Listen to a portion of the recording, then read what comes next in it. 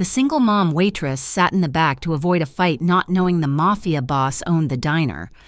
The Harbor Light Diner is where you go when you have nowhere else to be. It's a 2 a.m. sanctuary on the edge of Grayport, a place that smells perpetually of burnt coffee and old grease. Outside, the Washington fog presses against the plate glass like a living thing, blurring the neon sign into a hazy, electric watercolor. I was in the back booth, the one with the cracked vinyl seat that always smells faintly of vinegar. Booth 12, my sanctuary within the sanctuary. From here, I can see the front door, the entire counter, and the swinging aluminum door to the kitchen. My name is Nora Vale. I'm a waitress, a single mother, and at this hour of the night, I am an expert in the art of invisibility. The soundtrack to my shift is always the same, the sharp clink of a heavy porcelain mug set down too hard, the metallic scrape of a spoon against a plate, and the low, agonizing buzz of the E in diner flickering just outside the window. I try to tune it all out. I try to tune out everything except the one thing that matters. My son Milo, he's 7 years old and he's asleep, or he's supposed to be, in the cold little apartment 2 floors directly above this diner, an apartment owned by a landlord who counts every minute I'm late on rent. I keep my phone screened down on the table, willing it not to light up. My gaze drifts to the water-stained ceiling. Sleep tight. Milo. Mama's almost done. The front bell jangled, spitting 2 of them into the diner. They brought the cold, wet wool smell of the docks in with them, dead tide. You knew the patch even if you tried not to look at it, a skeletal hand rising from a murky green wave. They weren't the worst Grayport had to offer, but they were always the loudest.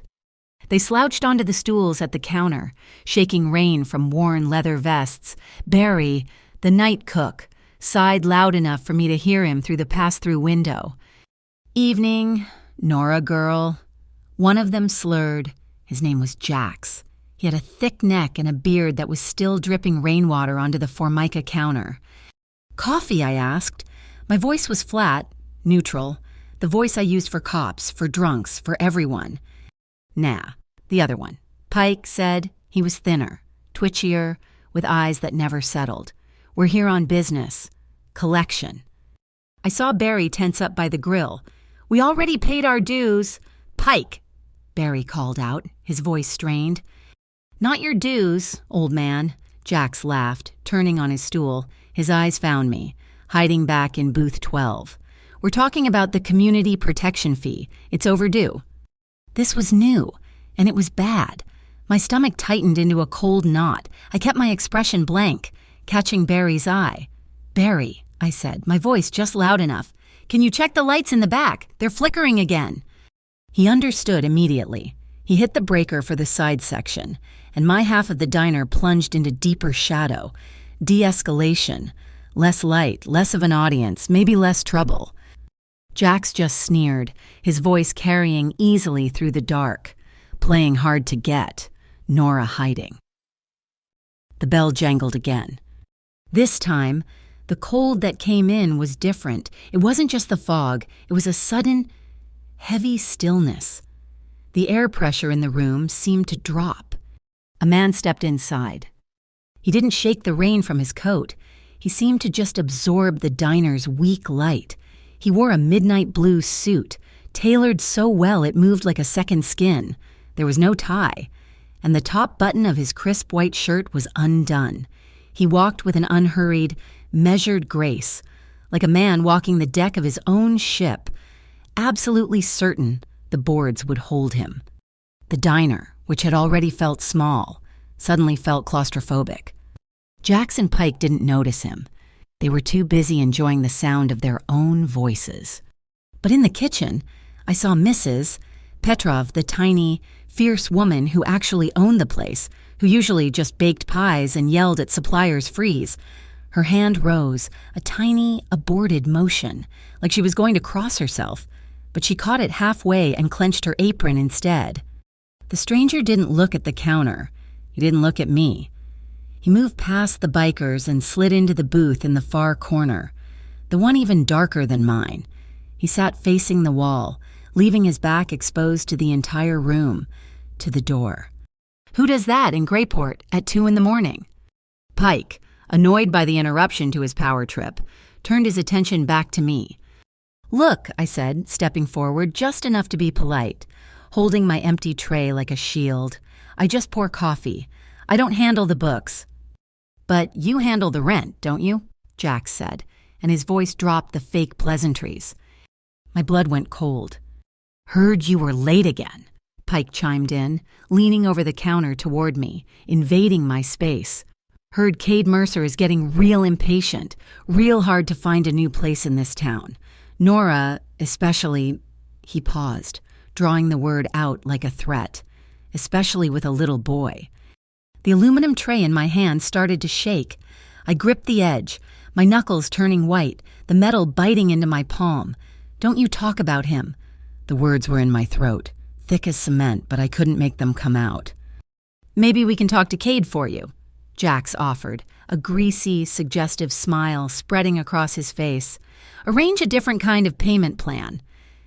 He reached out, his dirty fingers aiming for the string of my apron. "Leave her alone." The voice wasn't loud, it was deep, unhurried, and it cut straight through the buzz of the neon, the hiss of the rain, and the terrified pounding in my ears. The man in the corner booth hadn't turned around. Jax froze, his hand hovering in the air between us. "Who the hell are you?" The man slowly swiveled in his seat. I still couldn't see his face. Not clearly, just the sharp silhouette against the dim light. He reached into the breast pocket of his suit and pulled out a receipt. A faded, creased receipt from the Harbor Light Diner, weeks old. He placed it flat on his table. It was the only thing he did. Jax and Pike saw it. The drunken bravado evaporated. The color drained from their faces, even in the dim light. I saw Pike take half a step back, knocking his stool off balance. "Shit," Pike whispered. That's Rourke's marker." Jax snatched his hand back like he'd been burned. "We didn't know," he stammered, looking at the man's back.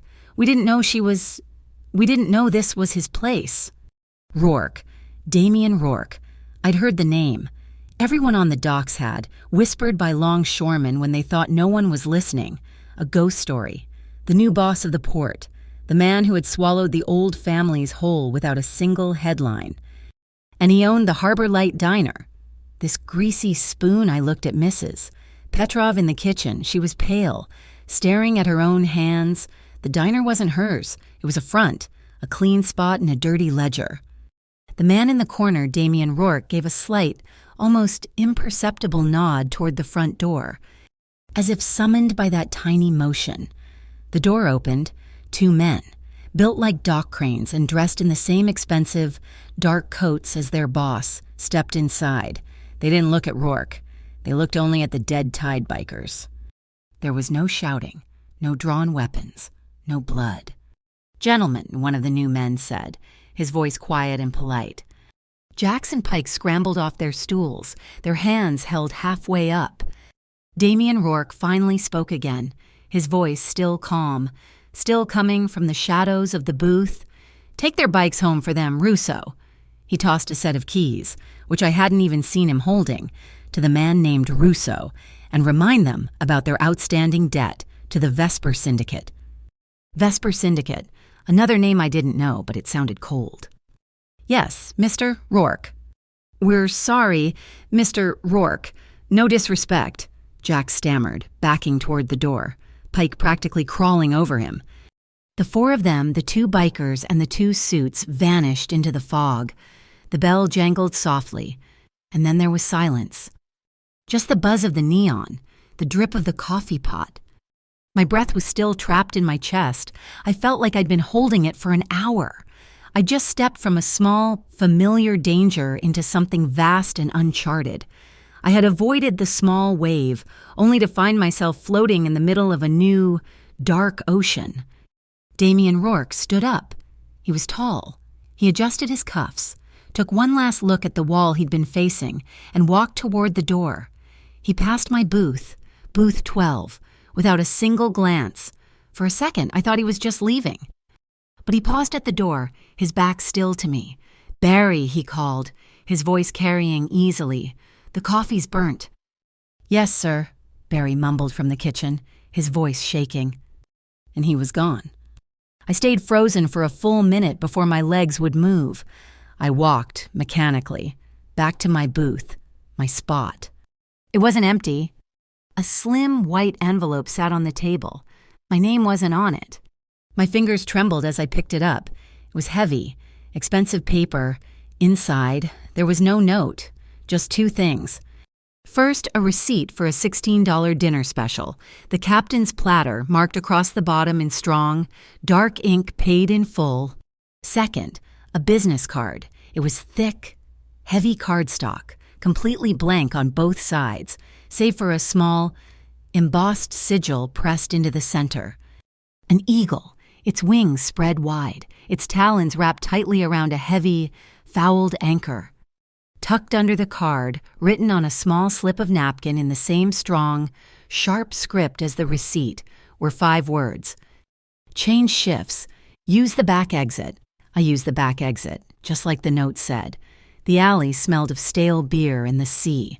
The fog was so thick it felt like I was breathing water, but my hands were steady. The heavy, embossed card was in my pocket, feeling less like a shield and more like a weight, pulling me down. The stairs to our apartment were 2 flights up. Above the diner, the landlord, Cade Mercer, owned the whole crumbling brick building. The stairwell was narrow, the air thick with the smell of old fry grease and something else, something damp and fungal. I turned the key in our lock, easing it gently to avoid the metallic click. Milo was asleep in his cot in the corner of our single room. He'd kicked off his blankets. I pulled the thin quilt back over his small shoulders, my fingers brushing his hair. His breathing was even, a soft, rhythmic whistle. For now. I stood there for a long time, just listening. In Grayport, you learn to listen to breathing, a change in pitch, a hitch, a slight wheeze. That's the signal. That's when the panic starts. The desperate fumbling for the blue plastic inhaler, the counting of doses left in the canister. Our room was cold. The ancient radiator in the corner gave off a series of pathetic pings, but no heat. I could see my breath. Patches of dark, spidery mold crept out from the window frame, a battle I fought every week with bleach and lost every time. I sat at the small, wobbly card table that served as our kitchen. I emptied my apron, a small pile of crumpled ones and 5s, a few quarters. I smoothed them out, stacking them. $18. I added it to the 64 I had saved in the Milo envelope, $82. The new prescription was $40. The copay on our joke of a state insurance plan. The electric bill, already 2 weeks past due, was $75. The math didn't work. It never worked. This was the quiet, grinding reality of my life. Not mafia bosses in dark corners, but the simple, impossible choice. The light or the breath this week, like last week. The light would have to wait. I'd buy the medicine. I'd tell Milo we were camping again, using flashlights and telling stories in the dark. A heavy, pounding knock rattled the thin door. My heart jumped into my throat. I looked at Milo. He stirred but didn't wake. The knock came again, harder. "Nora, I know you're in there. It's the first. Rent's due." Cade Mercer. I opened the door a crack, my body blocking the view into the room. He was a big man, gone to seed. His face was a road map of broken capillaries, and he smelled of cheap whiskey and the sour sweat of a man who never fully sobered up. He used to be a port cop, back before they retired him for skimming off impounded goods. "Cade," I said, my voice low and trying not to wake Milo. "It's 3 a.m.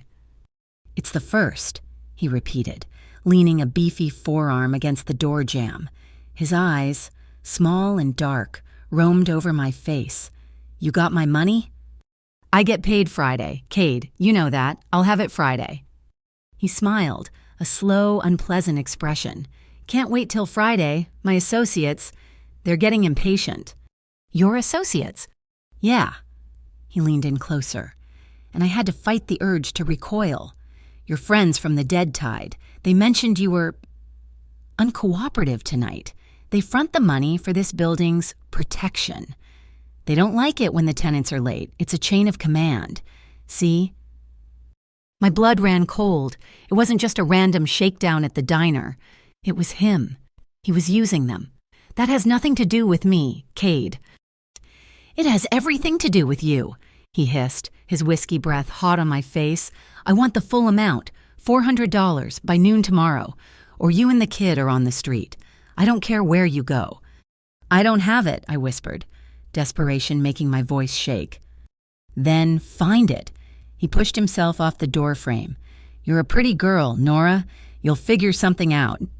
He looked past me, into the dark room. Be a real shame if that boy's asthma kicked up, out in this damp fog. He didn't need to touch us. The threat was as clear as a knife to the throat. He turned and stomped back down the stairs.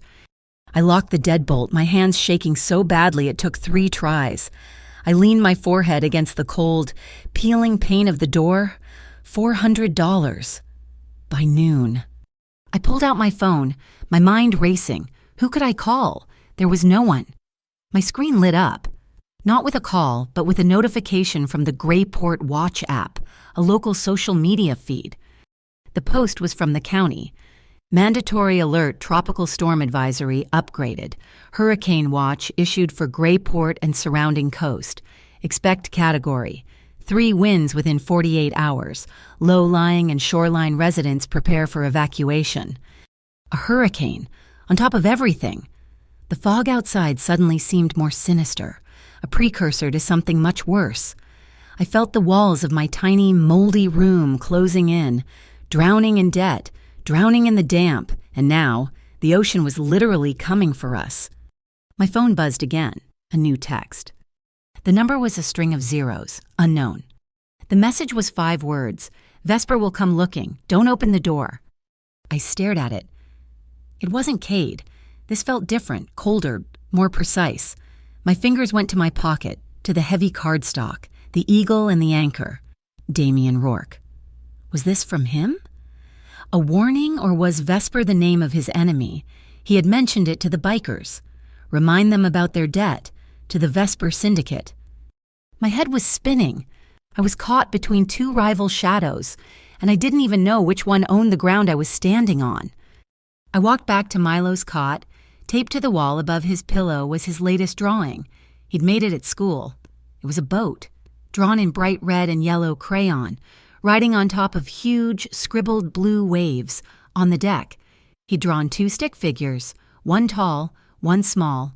Underneath, in his wobbly 7-year-old print, he had written, "The Unsinkable Boat." My throat closed. I bit my knuckle to keep a sob from escaping. I would not cry. Crying was a luxury. Crying didn't pay rent. I smoothed the drawing with my thumb. "Okay, Milo," I whispered to his sleeping form. "Okay." I made a promise to that drawing. 30 days. I would find a way. I would get us out of Grayport. I would get us to someplace warm, someplace dry, someplace where he could breathe. The next night, I went to work. The diner was quiet, Mrs. Petrov was in the kitchen, but she wouldn't meet my eyes. She knew Rourke owned the diner, and she had let me walk into that mess blind. Halfway through the shift, the order printer rattled to life. I tore off the ticket. It wasn't for a table, it was a delivery. We didn't do deliveries. The address was Gull Wing Cold Storage, Pier 9. That place had been boarded up for years. The order was simple. 1 black coffee, 1 ham sandwich, and at the bottom a note. Payment $200, cash, silence required. $200, half the rent. My heart hammered against my ribs. This was a test, or a trap. I took the ticket into the kitchen. Mrs. Petrov was kneading dough, her movements fast and angry. I held it out. "What is this?" She glanced at it and her face went pale, her hands stopping mid-knead. She grabbed my wrist, her floury fingers surprisingly strong, and pulled me into the dry storage pantry. The fan whirred overhead. "You don't take this," she whispered, her voice urgent, her accent thick. "You don't go there." Why it's $200, Mrs. P. That is Vesper. She tapped the ticket. The syndicate, that is their place. They don't store fish. Nora, they store data, secrets. They are tech mafia. They blackmail half the city from that old warehouse. You go there. You deliver that coffee. You become a ghost. You see something you shouldn't, and you are gone. Vesper, the name from Rourke. The name from the text message. Who are they, I asked. They're the ones buying this city, she said, her eyes dark. They are the ones who want this whole shoreline. They are the ones Mr. Rourke is fighting. You're in the middle of a war, girl. Do not pick a side. You throw this away. You say you never saw it. I looked at the ticket. $200. Safety. Or a trap. I made my choice. I shoved the ticket into my apron pocket. I can't, I said, my voice shaking. I have to pick up Milo. My sitter's sick. It was a weak lie, but she just nodded, her face full of pity. Good, go. Get your boy. I left my shift an hour early. I walked home, the fog thick around me, my mind racing. I was halfway up the stairs when I noticed it. The silence. The low, familiar hum of the building's ancient electricity was gone. My door was at the end of the hall, dark. I fumbled for my key, pushed the door open. The room was pitch black. Milo. Mommy. His voice was small, scared, from the cot. The lights went out. It's okay, honey, I said, my voice bright and false. It's just the camping game. Remember? I went to the window, my heart a cold stone in my chest. I looked down at the street. He was there, leaning against his beat-up sedan, parked directly under the flickering, buzzing street lamp. Cade Mercer. He was looking right up at my window. As I watched, he slowly raised one hand, not in a wave, but in a mocking salute. A wide, triumphant smirk spread across his face. The bikers, the landlord, the impossible rent, the storm, the anonymous text, the Vesper delivery. It wasn't a string of bad luck. It was a net, and it was pulling tight. We spent the night without power. I held Milo close under 2 layers of blankets, telling him stories about the unsinkable boat until the first gray light of dawn crept through the dirty window. The air was heavy, still. The ominous silence before the storm. Cade Mercer's car was gone, but his message was clear. Noon. I dressed Milo in his warmest sweater. The walk to his school was 5 blocks, past boarded-up storefronts and fishing boats being double-lashed to the docks. The public school was old, brick, and smelled like floor wax and damp wool. I knelt by the chain-link fence, forcing a smile. Okay, buddy, be good. Listen to Miss Alvarez. Is the power back on, Mommy? He asked, his small face serious. Not yet, but it will be soon. I lied. I hugged him tight, burying my face in his hair, breathing in the smell of him, the simple, clean scent of a child. I love you, Milo, more than the whole ocean. Love you more, he mumbled, his voice muffled against my shoulder, and then he ran toward the heavy double doors. I watched until he was safely inside. Then I turned and walked back to the harbor light. My spine felt like a steel rod. 4 hours until noon. 4 hours to find $400 I did not have. I pushed open the diner door. The lights were on. The bell jangled, and the smell of fresh coffee hit me. Strong and clean, not burnt. He was there.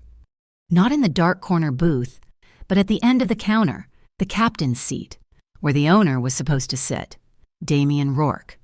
In the daylight, he was sharper, more defined. His dark hair was cut precisely. His jaw was clean-shaven, revealing a hard, uncompromising line. He wasn't in a suit. He wore a simple, dark gray cashmere sweater, the sleeves pushed up his forearms, revealing a heavy, serious-looking watch. He looked less like a mob boss and more like a high-stakes architect, the kind who builds skyscrapers that block out the sun. He didn't look up as I approached, my worn sneakers silent on the checkered tile. He was stirring a cup of coffee, black. Mrs. Petrov gave me the day off, I said, my voice flat. I needed to get to the bank, to beg for an overdraft, to sell something. I had nothing to sell. She didn't, he said. His voice was the same as last night, calm, deep, and absolutely final. I did. Sit down, Nora. I remained standing. My legs felt shaky, but I wouldn't show it. I don't have time. I have errands. You're late on your rent to Cade Mercer, guy, he said, still stirring the coffee. The small metallic tink, tink, tink, the only sound in the diner. $400, due at noon. Your electricity has been cut.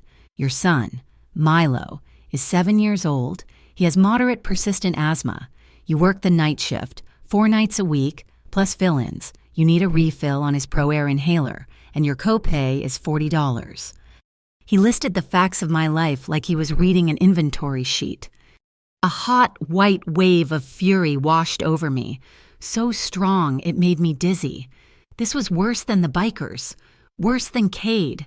This was a violation. Who the hell do you think you are? The words came out low and shaking, vibrating with a rage I hadn't known I possessed. Spying on me, on my son, you have no right. He finally looked up. His eyes weren't black, as I'd thought in the dark. They were a deep, clear gray, the color of the North Pacific just before a storm. There was no anger in them, no apology, just assessment. I don't invade. Nora, he said quietly, placing the spoon neatly on a napkin, I protect my perimeter. The harbor light is my perimeter. You work here. That makes you part of it. I pour coffee, I shot back, my voice gaining volume. I'm not part of anything of yours. I didn't ask for your help last night. I don't want it now. No, he agreed, his gaze steady. But you needed it, and now, you need this conversation. You're too busy fighting the water at your feet to see the tidal wave that's about to hit this dock. What are you talking about? Cade Mercer, the Dead Tide Bikers, the delivery order you refused last night. My breath hitched. He knew about that, too. They aren't separate problems, he continued, his gaze holding mine, refusing to let me look away. They are one problem. It's called the Vesper Syndicate. The tech mafia, I whispered, repeating Mrs. Petrov's words. His lips quirked, a fractional movement that wasn't a smile. That's a good name for them. They're parasites. They want this entire waterfront. They're pushing every small landowner, every business, to sell. They want to tear all this down. He gestured to the diner, the docks beyond the fogged glass, and build something they call the Smart Wharf, a high-tech, automated port. That sounds like progress, I said, skeptical. It sounds like money laundering, he countered, his voice hardening, losing its calm. It sounds like a private surveillance grid. They'll control every piece of data, every container, every person that moves through this harbor, and they don't care who they drown to get it. He leaned forward, lowering his voice. Cade Mercer is on their payroll. He's their cleaner. His job is to terrorize the tenants, to make life unlivable. So people like you flee with nothing. He cuts your power, he threatens your son, you disappear. Vesper buys the building from him for pennies. He was never going to let you pay the rent. Nora, he was hired to evict you. The floor seemed to drop out from under me. It wasn't my failure. It wasn't my fault I couldn't make the math work. It was a design. I was being systematically erased. What do you want? My voice was hollow. I want to stop them, he said simply. And I think you want to survive. I'm offering a contract. A contract? My mind flashed to bloody handprints, to signing my name in ink. Protection. I have an apartment for you, top floor of the Beacon Residences. He named the old Art Deco hotel by the water, the one that had been closed for years. I refitted it. Good security, warm. The power stays on. He slid a small white box across the counter. It was heavy, sealed. And this. I opened it. It wasn't just a single blue inhaler. It was a new, streamlined model I'd never seen. Plus a box of 6 refills. Milo's medicine as much as he needs. My doctor will see him. I stared at the box. Heat, safety, breath. Everything I had been fighting for, sitting on a Formica countertop. In exchange, I said, my throat dry. In exchange for what? I need you here, he said. You'll be the night manager. It's a title. A cover. It gives you a reason to be here, to report to me what you see, what you hear. And I waited, and one time, I need you to make that delivery you refused. The one to Pier 9. Vesper trusts a civilian face. They're expecting a scared waitress. Desperate for cash, I need you to go inside, drop a package, and walk out. My blood went cold again. A package. You want me to plant a bomb? A tracker, he said, his voice sharp with impatience. A digital ghost. I'm not Vesper. I don't blow things up. I take them apart. You'd be in and out in 5 minutes. I looked from the medicine to his face. I pushed the white box back across the counter. No. He blinked. It was a tiny, fractional movement, but I knew I had surprised him. No. No, I said, my voice gaining a strength I didn't know I had. I will not be your delivery girl. I will not walk into a warehouse full of tech mafia. Not for you, not for anyone. I have a son. You seem to know everything about him. You should know I won't risk him. He won't be safe with Cade Mercer on the street, he countered, his voice reasonable. Then you handle Cade Mercer, I snapped. You're the boss of the port. Right, you want to offer me protection, fine. Here's my demand. You want me to manage your diner? You want me to be on your perimeter, fine. But I do it from here, and you keep them away.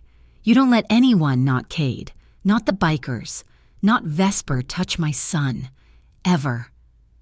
I was shaking, breathing hard, but I held his unblinking gray gaze. He was silent for a long time. The gray of his eyes was unreadable. He was calculating, weighing me. The harbor rules, he said, almost to himself. What? My rules, unwritten? He looked at me, a strange intensity in his gaze, a flicker of something almost like respect. No women, no children, no civilian witnesses outside the line. You just put yourself, and your son, behind that line. He nodded. Once. Done. He won't be touched. And the rent Cade is coming at noon. Cade will be detained. He won't be your problem again. He pushed the box of medicine back to me, gently this time. This isn't a trade, he said.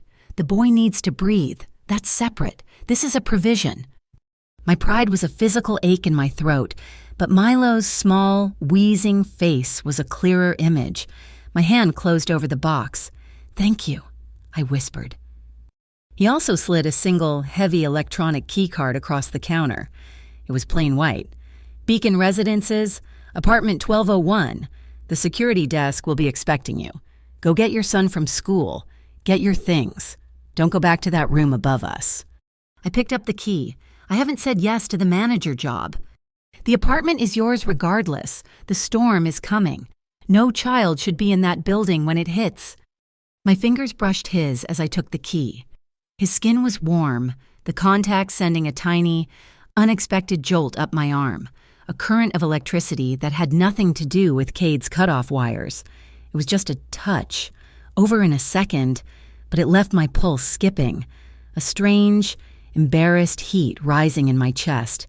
He was a criminal, a mob boss, and his hand was steadier and warmer than any I'd felt in years. I pulled my hand back, clutching the key and the box as if they were life preservers. I turned to leave, needing to get out, to breathe air that he wasn't occupying. Nora? He called. I stopped at the door, my hand on the handle, but didn't turn around. Don't sit in that back booth anymore, he said. I looked back over my shoulder, and he was still sitting at the counter, watching me. It's the safest spot, I said. I can see the door. It's a hiding place, he corrected, his voice flat. You're in my diner now. Your back deserves to be against my wall.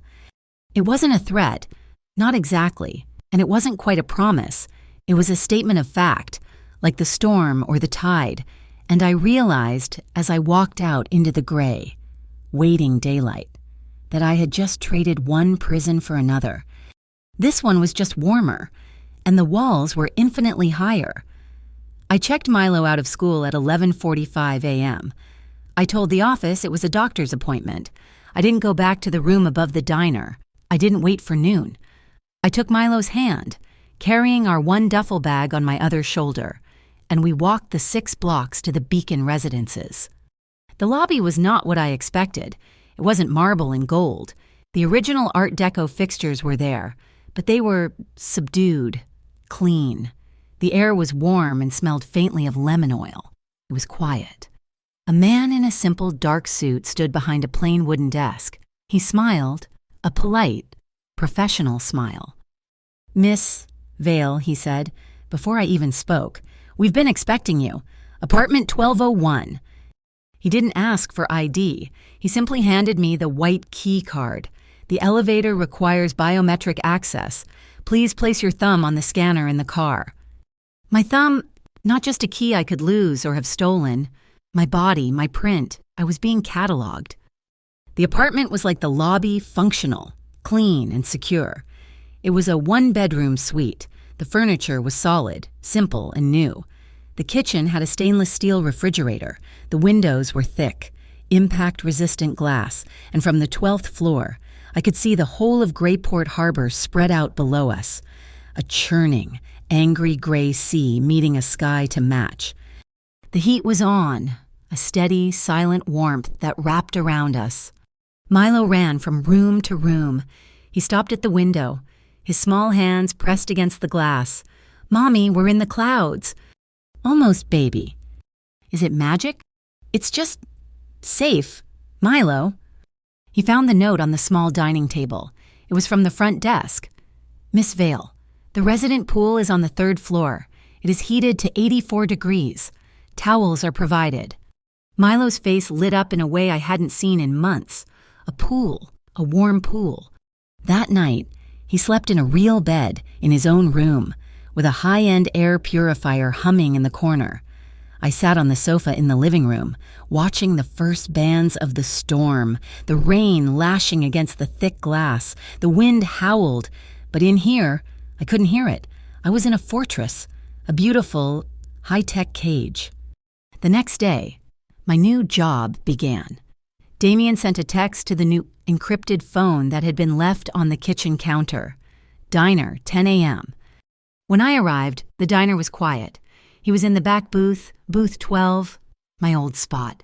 He slid a tablet across the table. "Your new duties?" he said. On the screen was a map of the waterfront. It was dotted with small red flags. "What's this?" "A threat map. Read it." I tapped a flag.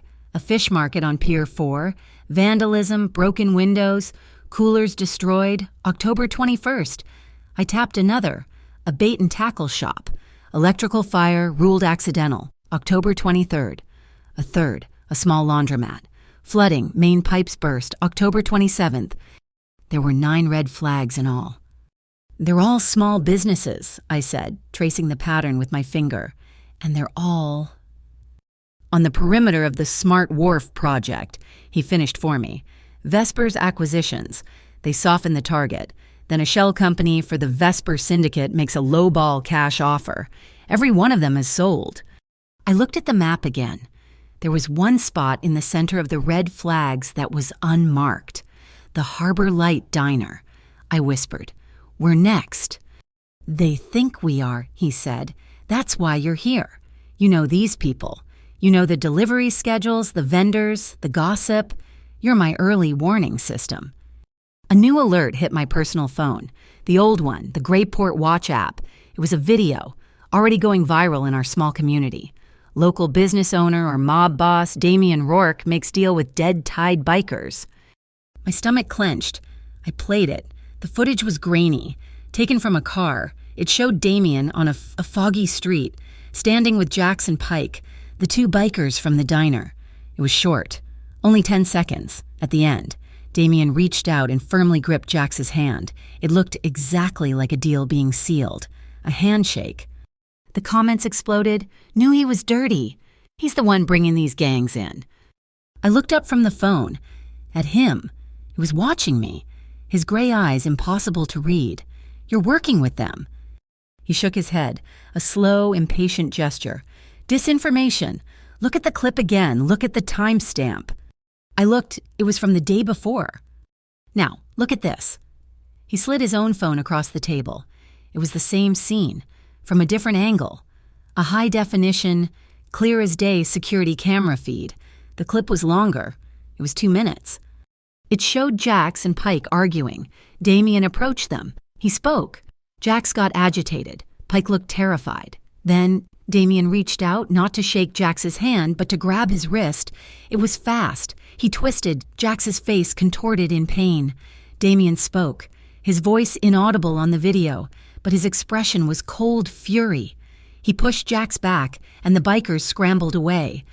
"The video on that app," he said, tapping my phone, "was cut by Vesper. They fed it to a citizen journalist group they fund. They want the public, and the police, to think I'm just another street-level thug, allied with the bottom feeders." "Why?" "Because it makes me predictable. It makes me small. Vesper thinks they're playing a chess game against a man who only knows how to play checkers. It's a mistake. I'm letting them make it." He was using the entire city as a game board. I felt a chill that had nothing to do with the storm. I was leaving the diner when my new phone buzzed, a text from the front desk at the Beacon. "Miss Vale, a Mr. Cade Mercer is in the lobby. He claims to be with the city fire department for a mandatory safety inspection." My blood turned to ice. He was there. He was inside.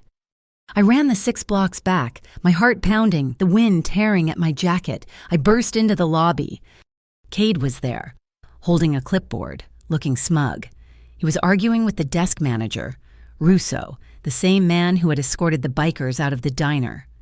"It's a mandatory inspection, son," Cade was saying, his voice booming. "I don't care about your private rules. I have a badge." "That badge was retired 3 years ago, Mr. Mercer," Russo said, his voice as calm and flat as a steel plate. "And this is private property. You are not on the list. Please leave." Cade saw me. His eyes lit up with a malicious glee. "Nora, tell your boy here. I'm just checking the sprinklers for the storm. Gotta keep the tenants safe, especially little Milo." "Get out!" I whispered, my voice trembling. "You'll need to be escorted out, sir," Russo said. Another man, just as large, stepped from a back office. Cade's smile faltered. He looked at the 2 men, then at me. He put his clipboard down. Fine. Just doing my civic duty." He walked to the door, but as he passed me, he leaned in, his voice a low, venomous rasp. "This ain't over. You're in a taller cage, girl, but you're still in the cage." He left. I was shaking so hard I had to lean against the wall. Russo just nodded at me. He won't get past the desk again. Miss Vale. I got to my apartment, locked the 3 deadbolts, and slid to the floor. 10 minutes later, my old phone buzzed. A text from Cade. "Time to pay your spiritual debts." I threw the phone across the room.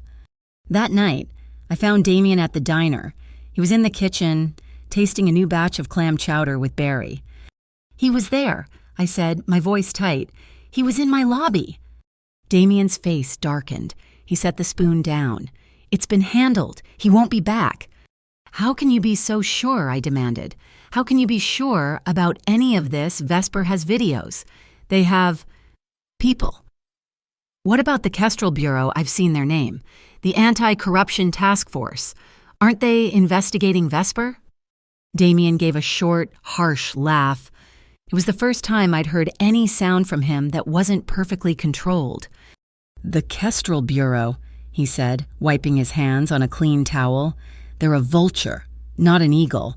They just circle and wait to see who wins. Then they swoop in to take their cut." He met my eyes. "Everyone has a price.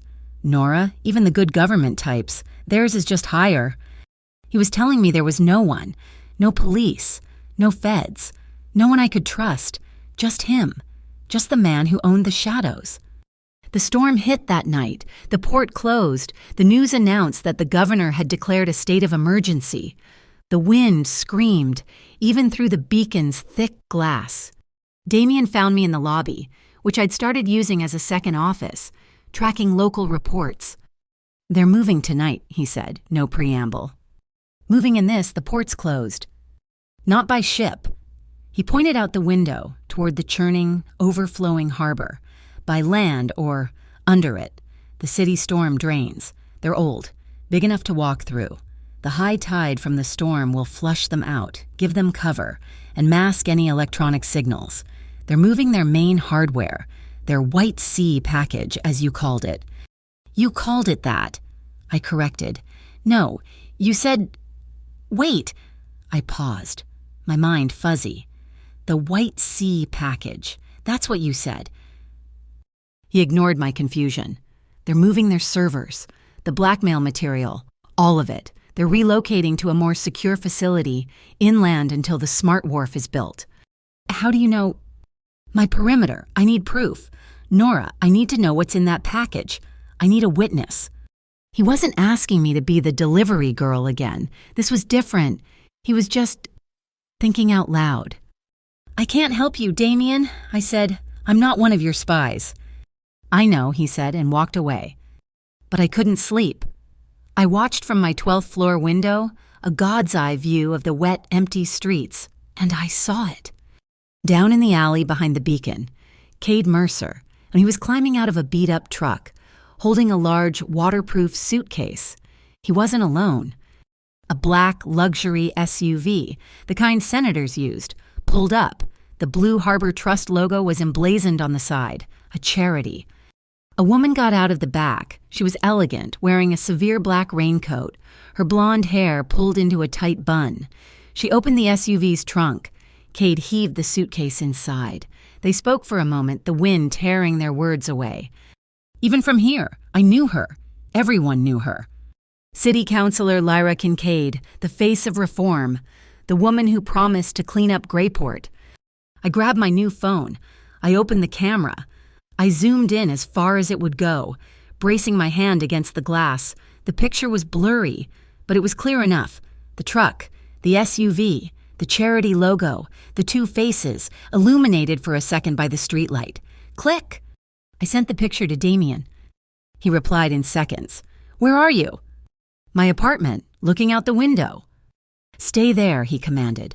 Do not move, do not go down. You are a witness. Nora, you're in it. Deep. I looked at the photo on my phone. Lyra Kincaid, the good government type.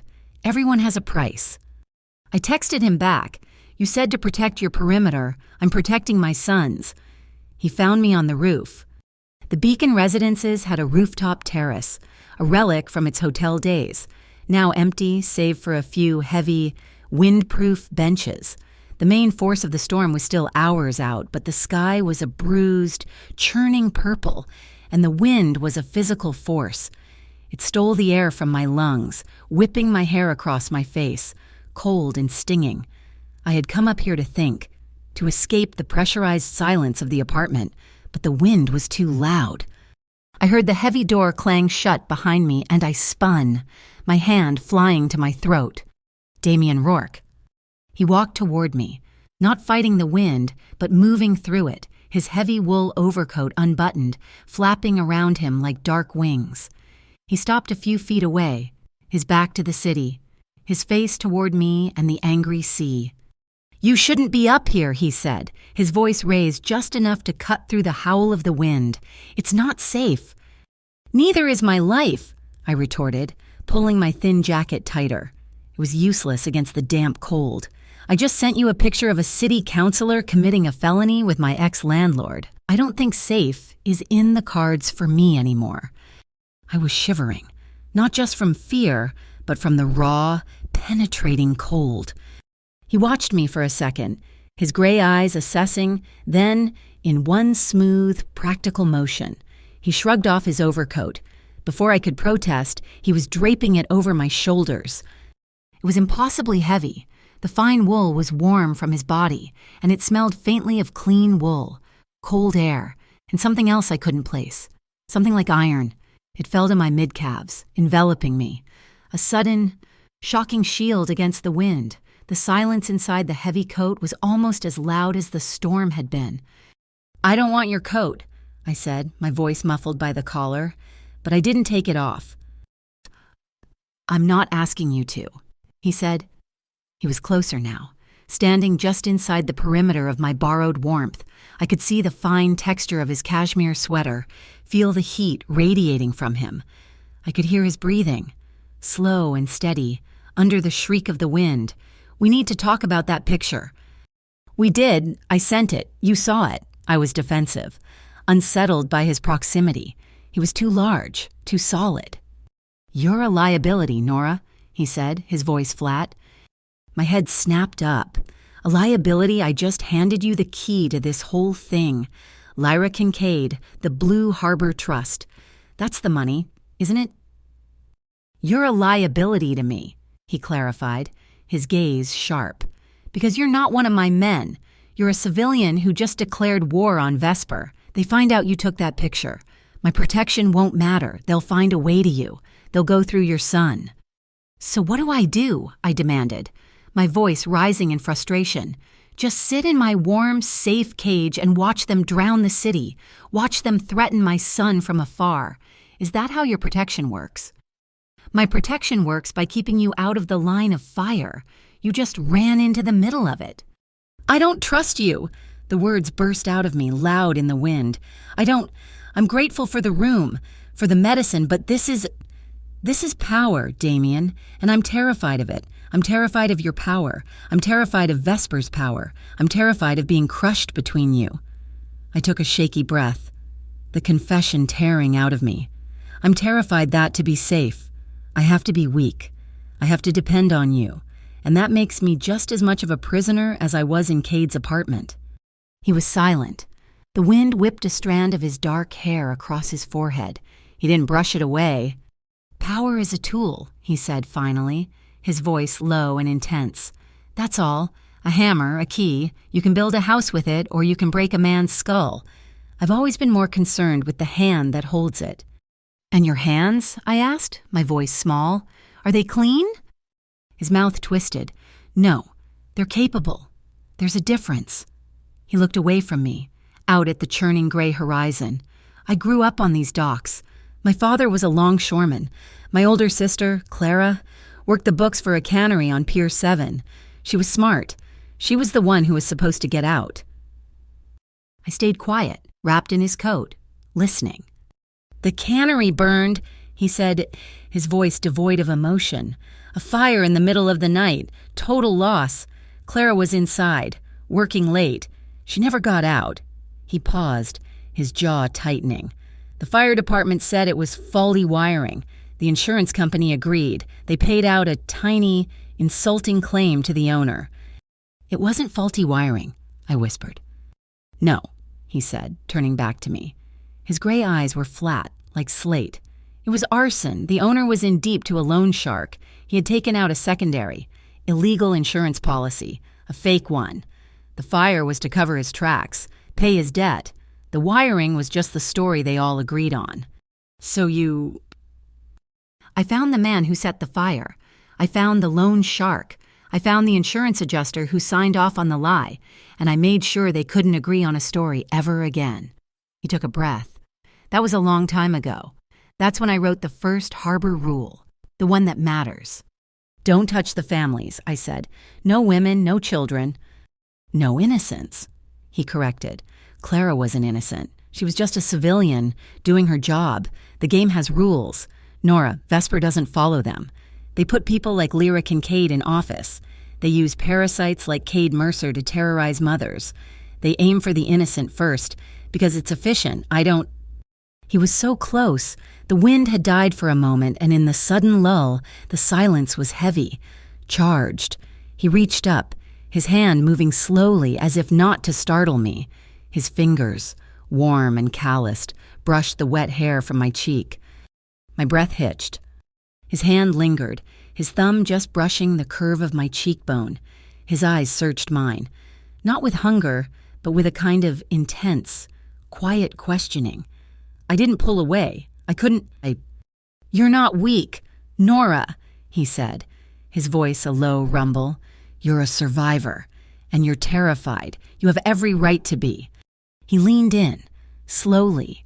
I saw his eyes close. I thought he was going to kiss me, and my heart was a trapped bird against my ribs. I was frozen, wanting it and fearing it, my mind screaming. But his lips didn't touch mine. They brushed, softly, against my forehead. A touch so light, so chaste. It was almost more intimate than a kiss, a promise, a benediction, a marking. He pulled back, but his hand stayed on my cheek. My new phone, the encrypted one, he buzzed in the pocket of his heavy coat. The sound shattered the moment. I fumbled for it, my hands shaking. It wasn't a text, it was an alert. I had put a baby monitor app on it, synced to a camera in Milo's room. The alert wasn't for motion, it was for sound. A high-pitched, desperate wheezing. My blood turned to ice. Milo. I didn't wait for the elevator. I ripped open the roof door and took the stairs, plunging down the concrete well. Damien's heavy coat flapping around me. I heard his footsteps right behind me, heavy and sure. I burst into the apartment. Milo! He was sitting up in his bed, his small body rigid, his eyes wide with panic. He was pulling at the neck of his pajamas, and the sound he was making. It was the sound that haunted my nightmares, a tight, whistling gasp for air that wasn't coming. Okay, baby, okay, mommy's here. I fumbled for the new blue inhaler, the one Damien had given me. Okay, breathe out. Now. I pushed the canister. He tried to inhale, but he was panicking, coughing, the medicine spraying against the roof of his mouth, not going down. It's not working, I cried, my voice cracking. He can't breathe. He can't breathe. Move, Nora. Damien was suddenly there. He wasn't yelling. His voice was absolute, cold calm. He pushed me aside, gently but firmly, and he wasn't alone. A man I'd never seen, older, with graying hair and a calm face, was with him, carrying a black medical bag. "A doctor, Alan," Damien said. "He needs the spacer." "I have it," the doctor said, already pulling a clear plastic tube, a holding chamber from his bag. He attached the inhaler to one end. "Nora, hold him, sit him up. Look at me, not at the machine." I pulled Milo onto my lap, his small back arched, his fingers clawing at my arm. "Milo," the doctor said, his voice kind but firm. "I'm Doctor. Alan, we're going to play a new breathing game. 1 puff, 6 breaths. Okay, look at your mom." He put the mask of the spacer over Milo's mouth and nose. "Damien, hold his head steady." Damien knelt in front of us. He didn't touch Milo. He just put his large, warm hands on either side of Milo's head, holding the spacer mask in place. 1 puff. "Doctor," he said. "Okay, Milo," I whispered, my voice sobbing. "Breathe. Just breathe. 1, 2, 3.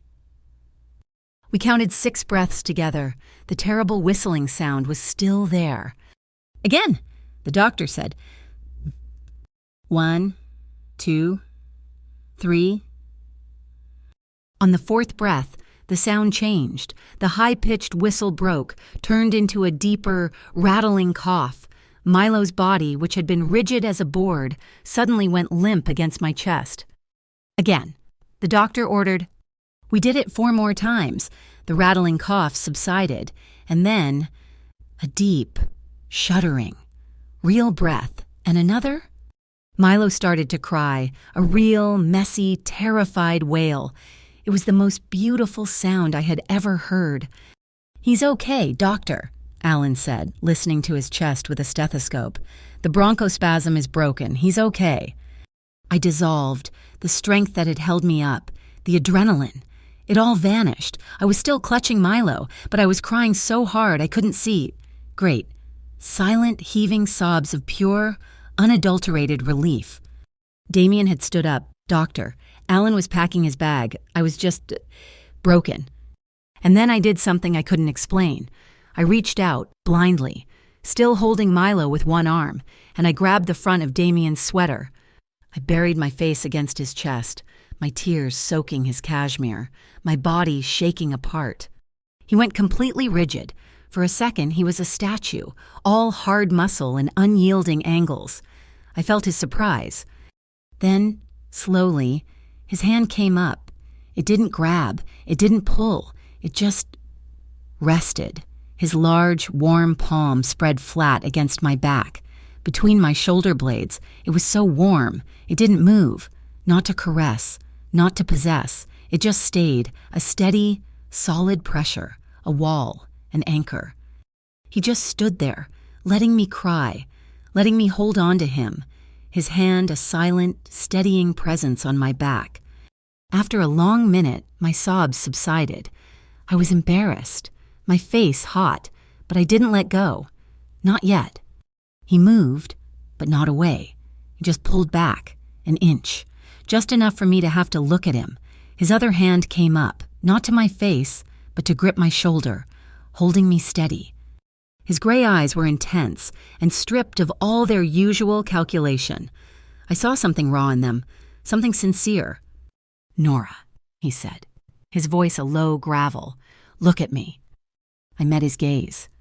"When you say enough," he said, his voice quiet but absolute, "I stop. Whatever it is, you say the word, I stop." It wasn't a question, it was a promise, a new rule, our rule. I looked at this man, this killer, this mob boss who had just saved my son's life with a speed and efficiency I could never have managed. I nodded, my throat too thick to speak. And for the first time, wrapped in his coat, standing in his fortress, I let go, just a little. And I trusted him. Doctor. Alan left after an hour, satisfied with Milo's steady, rhythmic breathing. My son was asleep before the doctor even closed the door, exhausted by his body's fight for air. The apartment was quiet again, the only sound the distant, steady hum of the building's generator against the rising howl of the wind. I was still wearing Damien's heavy coat. The warmth of it, the sheer weight, was a comfort I hadn't realized I was clinging to. Damien stood at the window, his back to me, his phone pressed to his ear. He'd been on it since the doctor arrived, his voice a low, urgent murmur. The panic of the medical emergency had been replaced by a different kind of tension, a sharp, predatory focus. He ended the call and turned to me. "That was my man at the port. Vesper is moving. Right now." "But the storm," I said, my voice still hoarse from my earlier tears. "It's hitting." "That's why they're moving," he said. "The wind masks their movements. The police are redirecting all resources to the evacuation zones, and the storm surge is high. They're not using a truck. They're using the old utility tunnels under Pier 9, the ones that connect to the main storm drain." "The White Sea package," I whispered, the name tasting like salt. "The servers," he confirmed, his gray eyes hard. "All the blackmail material, all their leverage. They're moving the entire arsenal to a secondary location inland." He looked at me, and his gaze was different. The raw sincerity I'd seen when he held me was still there, but it was overlaid with the calculation of a general. He was asking, not telling. "The original plan was for you to plant a tracker," he said. "That's too dangerous now. It's too hot. But this is our only chance. Nora, they're arrogant. They have a fake utility crew on site, and they've ordered a late-night food delivery to make it look legitimate." "You want me to be the delivery girl?" I said. It wasn't a question. "Yes." He didn't try to soften it. "I need your eyes. I need you to confirm which case it is." He held up something that glittered in the dim apartment light. It was a hair clip, a simple but elegant barrette of brushed silver, shaped like a feather. "It's a camera," he said. "High-definition audio and video. You'll also have this." He produced a small, clear bottle, like an atomizer for perfume. Invisible, ultraviolet reactive paint. It dries in 10 seconds. You walk in, you hand them the bag of coffee. You identify the main case. You accidentally stumble, brace yourself against it. You mark it. You walk out. "And your men?" I asked, my heart beginning a low, heavy drumbeat. "Russo. Russo and 2 others will be in a connecting drainage pipe, less than 50 feet away. Their orders are strict. They do not engage. They are only there to extract you if it goes wrong. This is a ghost operation. Nora, we get the footage of the handoff. We mark the asset, and we disappear." I looked at Milo's small, peaceful face, his chest rising and falling with an ease that I had paid for by stepping into this world. "If I do this," I said, my voice quiet but steady, "does it end?" Does Lyra Kincaid go down? Does Vesper lose? If you get me that footage, he said, if you mark that case, I can cut the head off the snake, I can expose Lyra, I can seize their data, and I can burn their network to the ground. Yes, it ends. I slowly unwrapped his coat from my shoulders. The air felt cold against my arms. I folded it and set it on the chair. Okay. The world outside was a churning chaos of wind and water. The rain didn't fall. It flew sideways, a solid wall of gray.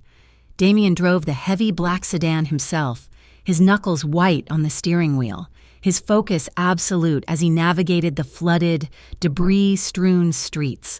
He didn't park near the pier. He parked in a dark alley 2 blocks away. "Russo is in position," he said, his voice low. He passed me a large insulated food delivery bag. It was warm and smelled of fresh coffee and sandwiches. "The camera is active. Just clip it in your hair. Walk, Nora, don't run. You're a tired waitress, soaked to the bone, earning a $100 tip in a hurricane. You're annoyed, not scared." Annoyed. Got it. My heart was hammering so hard I was sure he could hear it. He gripped my arm, his fingers biting into my jacket, his gray eyes burning into mine. "Listen to me. If anyone touches you, if they try to stop you, you drop the bag and you run. Do not be brave. Do not hesitate. You run back to this alley. I will be right behind you." "Where will you be?" "Close enough," he said. I stepped out of the car and the wind nearly tore me from my feet. I bowed my head, cinched the hood of my thin raincoat, and forced myself to walk, one step at a time, toward the chain-link fence of Pier 9. A single, generator-powered floodlight cut a harsh circle in the tempest, illuminating a Grayport utilities truck parked over an open manhole.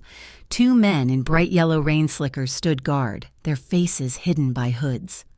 "You lost lady," one of them shouted over the roar of the storm.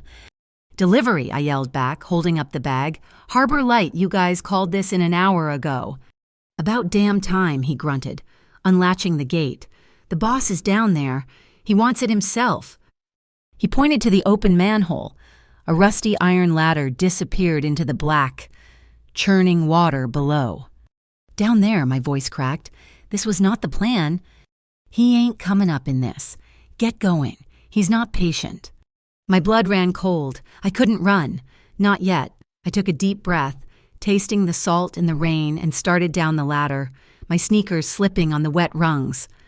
The tunnel was old, brick-lined, and smelled of rust, diesel, and the sea. A foot of brackish water rushed around my ankles, pulling at me. It was lit by a string of temporary, battery-powered work lights, casting long, ugly shadows. I heard voices, echoing strangely. Up ahead, the tunnel opened into a wider junction, a concrete platform raised above the flood. Cade Mercer was there. His massive frame was stuffed into a yellow slicker, his face red and sweating, and beside him, her blonde hair plastered to her head, her face a mask of pinched fury, was Lyra Kincaid. They were standing over a large, black, reinforced hardshell case, the White Sea package. "Is it all of it?" Lyra's voice was sharp, cutting through the rush of water. "Oh, every bite," Kincaid said. "The full server, every politician, every judge, and it's all there." "And the tape?" "Just protocol," Cade said. He reached down and ripped a strip of black gaffer's tape from the side of the case, revealing the manufacturer's plate. But I saw it, just below the plate, for half a second before he covered it with his hand, a small, embossed logo, a stylized O with a star inside. Oculus Seraphim. The camera in my hair caught it. "Your coffee," I said, my voice shaking, trying to pitch it with annoyance. Cade spun, startled, his hand dropping to the pistol holstered on his belt. "Who the hell are you?" "Delivery," I said, holding out the heavy bag. "My boss said you'd take care of me for coming out in this." Lyra's eyes narrowed, sweeping over me. "Give him the bag." I stepped onto the platform, my heart in my throat. I held the bag out to Cade. As he reached for it, I tripped on the raised edge of the concrete, lurching forward. My free hand, the one clutching the small atomizer, shot out to catch my balance against the side of the black suitcase. The fine, invisible mist hit the case. "Watch it, you clumsy bitch," Cade snarled, yanking the bag from my hand. "Sorry," I mumbled, scrambling backward. It's slippery." "Get her out of here," Lyra snapped, "and her money—" Cade laughed. He pulled a thick wad of cash from his pocket, peeled off a single $100 bill, and threw it on the wet concrete at my feet. "There's your tip. Now get lost before you see something you shouldn't." I bent, picked up the money, and turned. I forced myself to walk, not run, back toward the ladder, my legs feeling like they were made of cement. I was 10 feet from the ladder. "Wait!" Lyra's voice. It was cold. I froze, my back to them. "That pin," she said, "in your hair. It's a nice one. Where did you get it?" I didn't answer. I grabbed the first rung of the ladder and started to climb. "Cade, grab her!" Lyra shrieked. I scrambled, but 2 more Vesper guards, men I hadn't seen, stepped out of a dark side tunnel, blocking my path. I was trapped. One of them grabbed my rain-soaked jacket. "The lady wants to talk to you." The thunder. I had forgotten about the storm. A deep, agonizing crack vibrated through the ground, so loud it felt like the tunnel was collapsing. I used it. The instant the thunder peaked, I dropped my full weight and drove my shoulder hard into the stomach of the man holding me. He grunted, a puff of surprised air, his grip loosening for just a second. It was enough. I spun out of his grasp and ran, not for the ladder, but for the dark side tunnel they had just exited. "She's getting away, stop her." I splashed through the darkness. Another man lunged, grabbing me from the shadows. And then Damien was there. He moved out of the rushing water like a shadow detaching itself from the wall. He didn't make a sound. He grabbed the man holding me, his hand locking on the man's wrist. There was a sharp, wet snap. The man screamed. Damien spun, using the man's body as a shield against the second guard who was lunging, and drove his elbow into the second man's throat, a sickening, wet, gurgling sound. It was brutal, precise, and over in 3 seconds. Damien Lyra was screaming from the platform. A gunshot cracked, deafening in the tunnel, the bullet sparking off the brick wall above my head. Damien didn't run for the ladder. He grabbed my hand, pulling me off my feet, and dragged me into a different, narrower passage, a steel-walled technical bay. Another shot echoed behind us as he slammed the heavy, watertight door and spun the wheel lock. We were plunged into absolute pitch-black darkness. The only sound was the roar of the storm outside, a deep, vibrating rumble, and my own, ragged gasping for air. "Are you hurt?" His voice was a low growl, shockingly close in the small space. "No," I panted. "No, the clip. Lyra saw the hair clip." "It doesn't matter." I could feel the heat radiating from him. "You got the footage. You marked the case." The bay was tiny, maybe 4 feet square. Cold water was already seeping in under the sealed door, rising around our ankles. The air was thick with the smell of old metal and the sea. I started to shake, a violent full-body shiver as the adrenaline drained away. They had guns. Damien, she shot at us. "They won't get through that door," he said. I felt his hand find my shoulder in the dark, a solid, grounding weight. "You were good. Nora, you stayed calm." I was terrified. I whispered. "Bravery isn't being fearless," he said, his voice a low rumble in the dark. "It's being terrified and moving anyway. You did well." I leaned into his touch, my body desperate for solid ground. My hands came up, finding his chest, gripping the front of his wet sweater. His heart was hammering against my palms, just as fast as my own. "Damien," I breathed, my voice trembling. "I'm here." His other hand came up, moving slowly, finding my face in the dark. His thumb brushed my cheekbone, warm against my cold, wet skin. The steel room was our entire world. The roar of the storm was a distant engine. All I knew was the absolute darkness, the scent of the storm and iron, and the shocking, grounding warmth of his hand. He tilted my chin up. I couldn't see his eyes, but I felt his gaze on me, unwavering. I felt the question he was asking, the one he had promised to obey. I didn't say enough. I didn't say anything. I just let out a shaky breath and leaned my face into his hand. That was all the consent he needed. His lips found mine.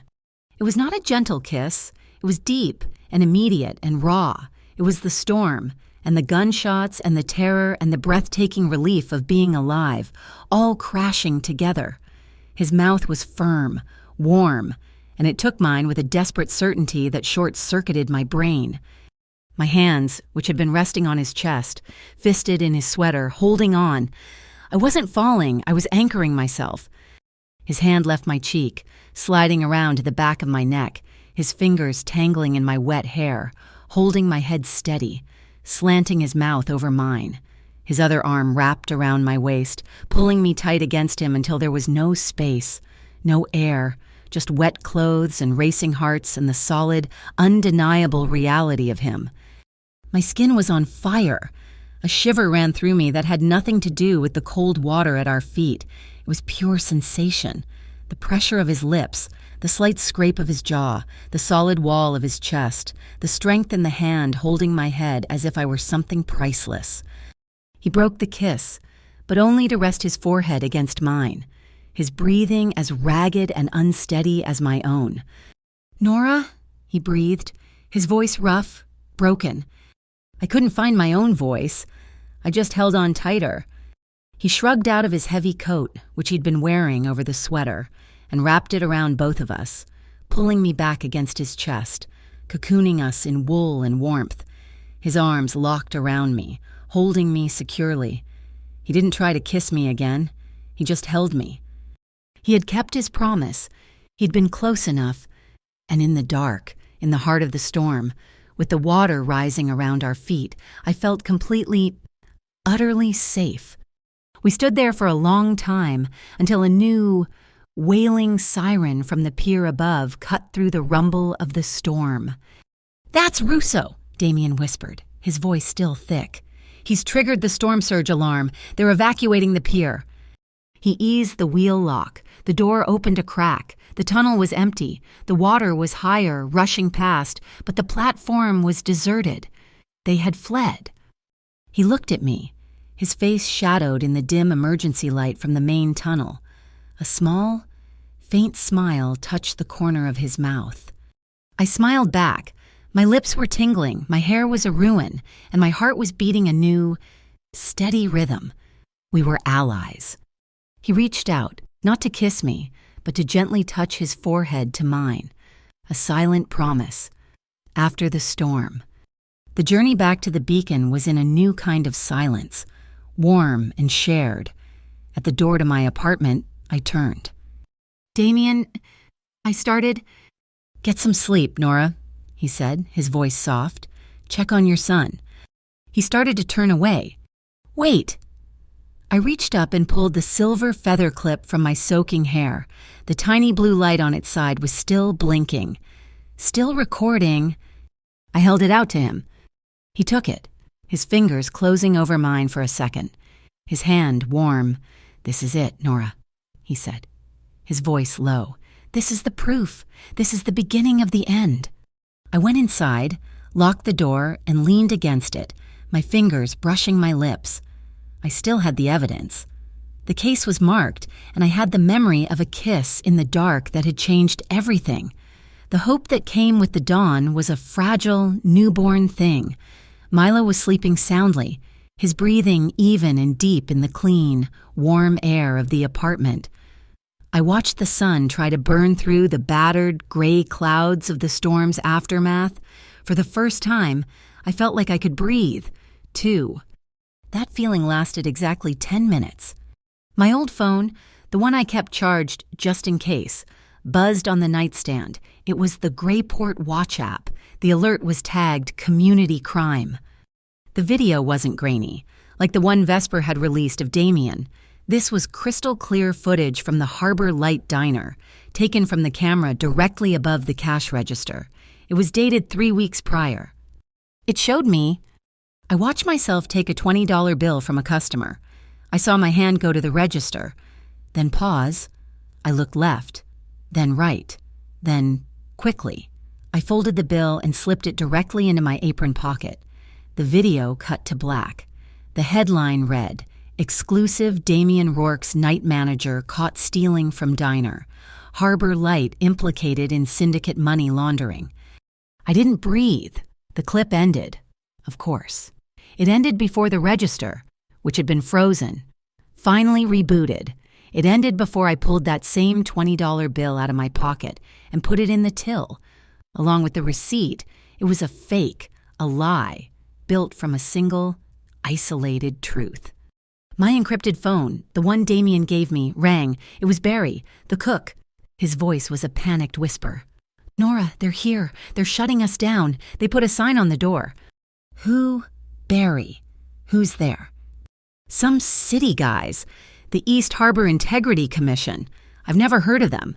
They're in the office, taking our books, our computers. They said we're being seized for financial crimes. Vesper wasn't just trying to hurt me. They were cutting Damien's legs out from under him, using me as the knife. They were seizing his listening post, his perimeter, and painting me as a criminal, all in one clean, legal-looking move. I tried to call Damien. His phone went straight to voicemail. I tried Russo at the front desk. "Mr. Rourke is unavailable. Miss Vale, he is managing the situation." "He's hiding," I said, panic rising in my throat. "He is strategizing," Russo replied, his voice calm and cold. "Please remain in your apartment." I felt the walls of the beacon, my fortress, begin to close in. 2 hours later, a knock. It wasn't Russo. It was a man in an expensive suit I'd never seen. "Mr. Rourke will see you," he said. "The old city library. Main reading room. Come alone." The library was closed for repairs, its high, vaulted ceilings dark, the air smelling of dust and old paper. Damien was standing in the center of the room, not hiding in shadows, but fully illuminated by the gray light from the high, arched windows. He was not calm. There was a coiled, violent energy radiating from him, a stillness that was more terrifying than any shouting. "They're good," he said as I approached, his voice low. "Using a fake city commission to seize the diner smart, and using you to do it vicious." "My face is all over the internet. Damien, I said, my voice shaking with rage. "They're calling me a thief. You're thief." "Do you think I care about that?" he said, turning to face me. "It's disinformation. It's a desperate move. It means the hairpin video terrified them. They know what we have." A second man stepped out from the history stacks. He was older, in a pinstriped suit, carrying a worn leather briefcase. "This is Mr. Shaw," Damien said. "He's my lawyer. He's already filing an injunction against this Integrity Commission. They don't exist. The diner will be ours again by nightfall." "But the video," I insisted. "That," Damien said, "is where we fight back. We don't just deny, we detox. We release the truth, but not to the police." He looked at me. "The Kestrel Bureau will be next. They'll come to you. They'll offer you a deal, protection, a new life for you and Milo. All you have to do is give them me." "How do you know?" "Because they're on Lyra Kincaid's payroll. They are Vesper's good guys. They're the vultures. They're going to try to use your fake video as leverage to get you to turn." "What do we do?" "We don't give the hairpin video to them. We don't give it to the police. We give it to someone they can't control." He pulled out a small, encrypted hard drive. Tess Harrow. I knew the name. The Greyport Greylock, a local podcast run by a ferocious independent journalist who hated the city council, hated the Port Authority, and most of all, hated Damien Rourke. "You're giving the footage of Lyra Kincaid to her." "Anonymously," he corrected. "She hates me, which means when she breaks this story, everyone in Greyport will believe her. She'll gut Lyra Kincaid, and she'll do it with pleasure." "And me? What about my reputation?" "Tess will receive 2 files. Damien said. "The full, unedited video from the tunnel and the full, unedited security footage of you at the register. The truth, let her tell the whole story." He was right. It was brilliant. I walked out of the library's side door, my mind racing, and almost ran straight into two men in identical gray suits. They looked like government agents from a movie. "Miss Nora Vale," the taller one said, flashing a badge. "Kestrel Bureau, we need to have a word with you about your safety." It was exactly as Damien had predicted. We sat in their unmarked sedan. "We've seen the video, Miss Vale," the agent said, his voice dripping with false sympathy. "We know you're not a thief. We know you're a victim, forced to launder money for a man like Damien Rourke. It must have been terrifying." My blood ran cold. They weren't talking about the tunnel. They were ignoring the real crime to focus on the fake one. "We can help you," the other agent said, leaning in. "Give us Rourke. Give us a sworn statement about his operations. Just confirm what we already know. In exchange, we can put you and your son in witness protection. New names, new city, a fresh start, far away from all this." I looked at their clean-shaven, earnest faces. They were the good guys Damien had warned me about, the ones with the highest price. They weren't here to save me from Vesper. They were here to silence me, to trade me for Damien, to protect Lyra. "Did Lyra Kincaid send you?" I asked, my voice flat. The agent's friendly expression didn't just fade, it vanished. His eyes went hard. "You're making a catastrophic mistake, Miss Vale. You're aligning yourself with a criminal." "No," I said, opening the car door. "I'm not." I got out and walked away, my back tingling, expecting a hand on my shoulder, but they just sat there. They knew they had lost. I got back to the beacon and went straight to Milo. The storm had passed, and the playground attached to the building, a private, secure area for residents, was finally open. I took him down, needing to see him run, to see him be a normal, happy kid. I let him play for an hour. I sat on a bench, watching, finally breathing. My old phone, the one Vesper's allies knew I had, buzzed, a picture message from an unknown number. My heart stopped. The photo was of Milo. He was on the swings, his head thrown back, laughing, and sitting on the park bench directly behind him, close enough to touch. It was Cade Mercer. He was in his old, dirty security guard uniform, smiling, just watching. I screamed Milo's name and ran. He was fine, and he was still on the swing. The bench behind him was empty. "What is it, Mommy?" he asked, his laughter fading into confusion. "Nothing, baby. Time to go inside." I showed the picture to Damien in the lobby. Russo and his security team were pale-faced. He was buzzed in. "Mr. Rourke," Russo stammered. "He said he was Milo's grandfather. He used your name." Damien's face was white. The cold, coiled rage from the library was back. But this was different. This was personal. His hand was clenched into a fist so tight his knuckles were white. "He broke the rule," I whispered, my voice shaking. You promised he wouldn't be touched." "He wasn't touched. Nora." Damien's voice was a low growl that silenced the entire lobby. He was fighting for control, and I could see the effort it cost him. This wasn't violence. This was a message. From Lyra. They know my rules. They know I don't touch children. They're trying to provoke me into killing him, into becoming the animal they're painting me as, right before Tess Harrow breaks the story. He took a deep, shuddering breath. "They want me to lose control. I won't." He turned to Russo. "Milo does not leave the 12th floor, the empty suite on the 5th. Turn it into a classroom, a playroom. 2 of your best men on him, around the clock. No one gets in, not even me. Unless Nora is present.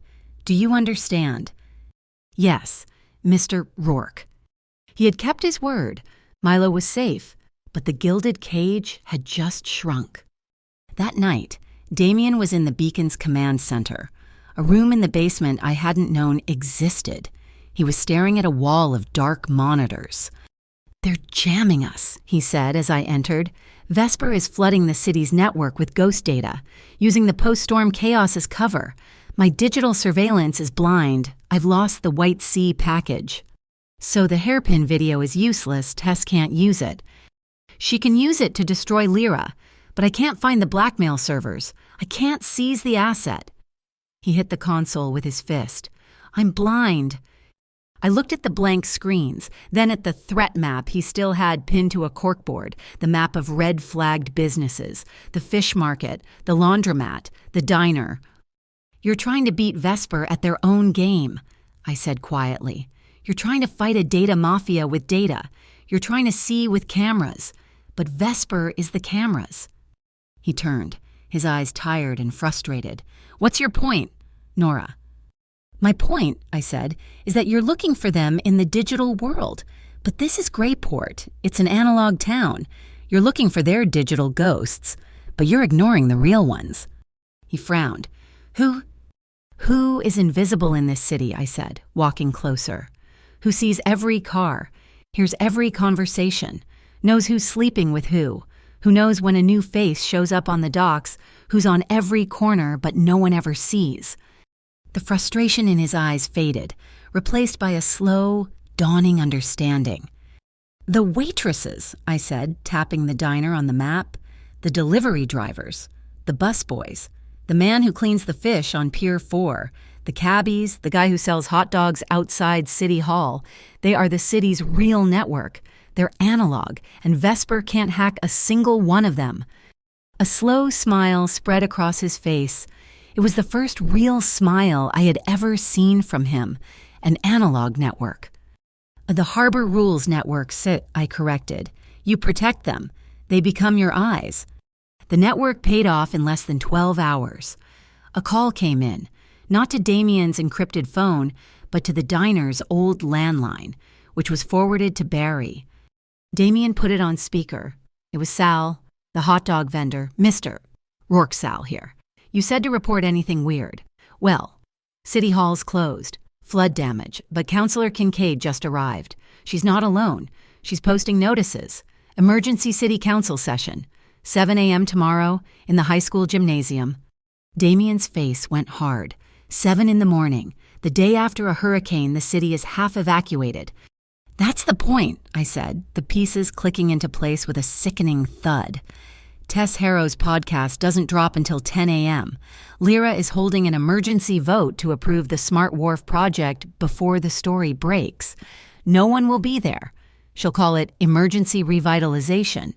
She's stealing the waterfront at dawn." "She'll have her quorum," Damien said, his voice flat. "It will be legal. We can't stop it." I looked at the hairpin clip, which was sitting on his desk like a trophy. I looked at my threat map. "Yes, we can," I said. He looked at me. "Nora." "She's holding a public session," I said, my voice shaking but clear. "I'm the public. She thinks no one will be there. I will." "Nora, no." He stood up, his voice hard.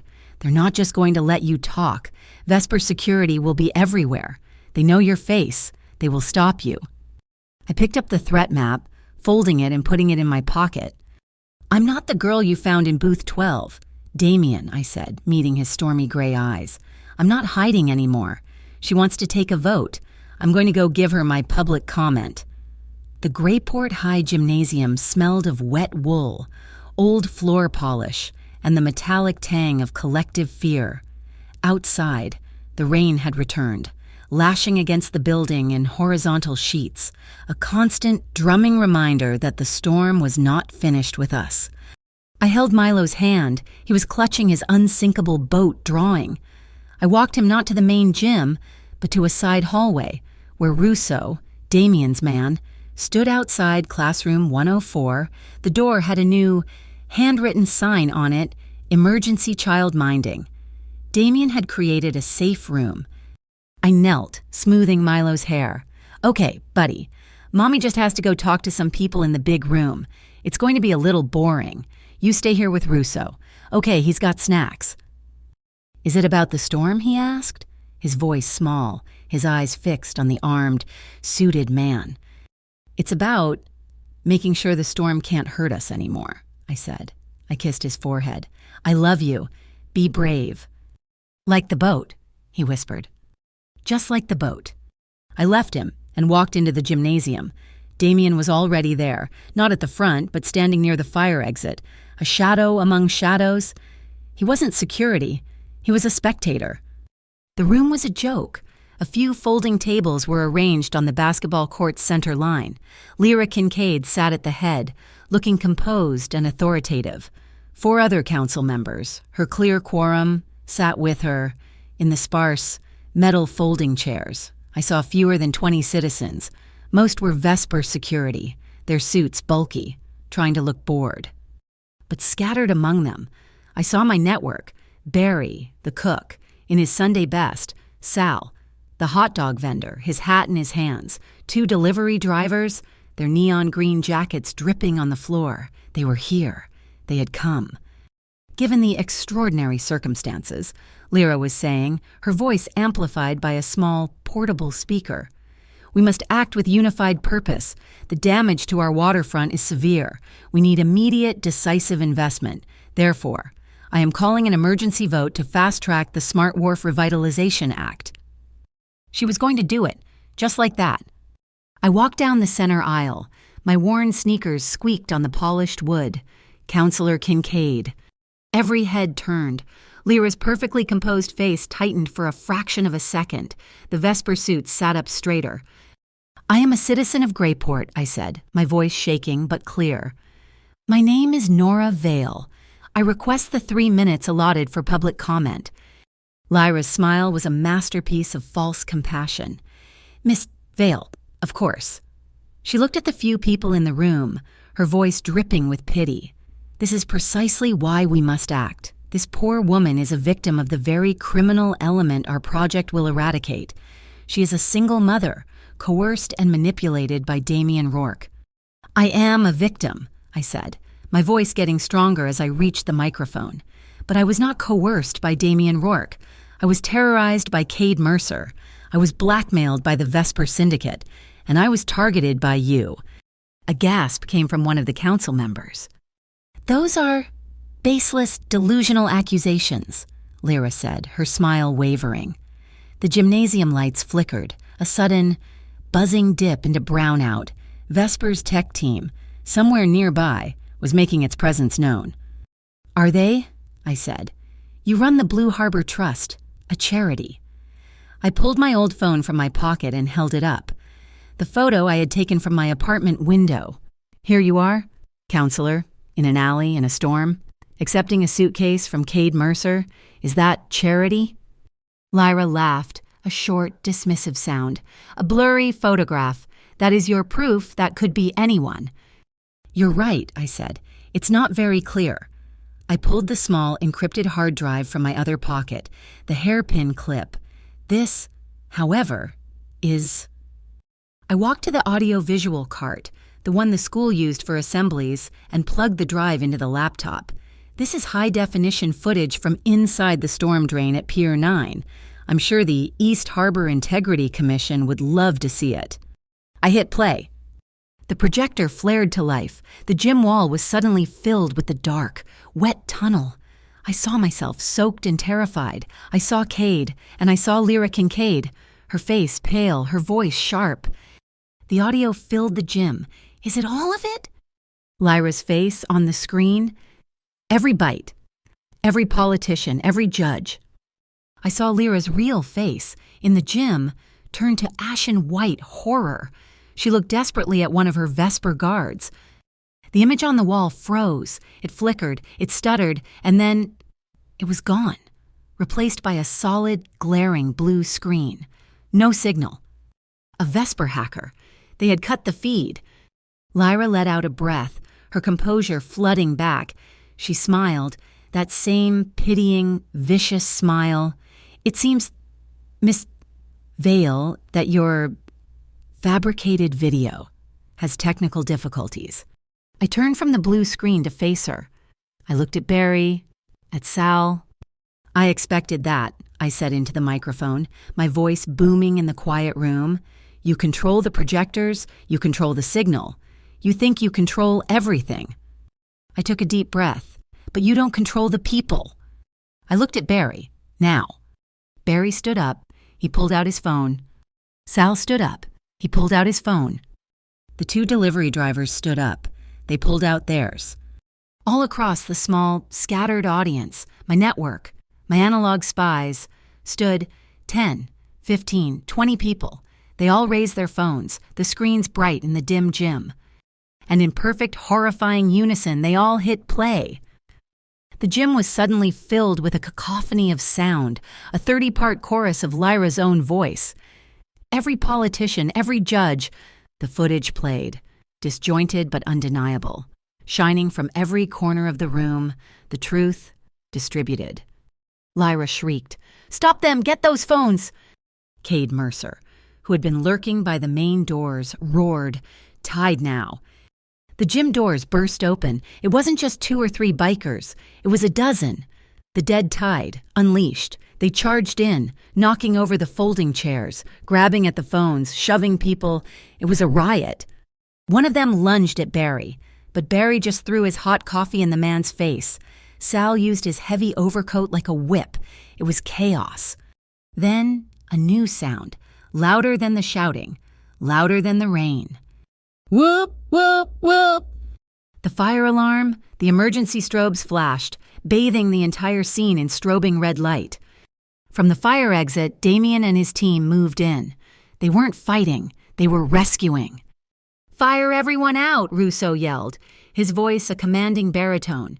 "Evacuate calmly, use all exits." It was brilliant. It wasn't a gang fight, it was a public safety maneuver. Damien was using the panic Vesper had created to scatter their own forces, to create a fog of chaos. The bikers, confused by the alarm and the sudden, orderly push of Damien's men, were swept up in the wave of evacuating citizens. In the confusion, I saw her, Lyra Kincaid. She wasn't running for the main door. She was sprinting for a small exit marked Athletics. I ran after her.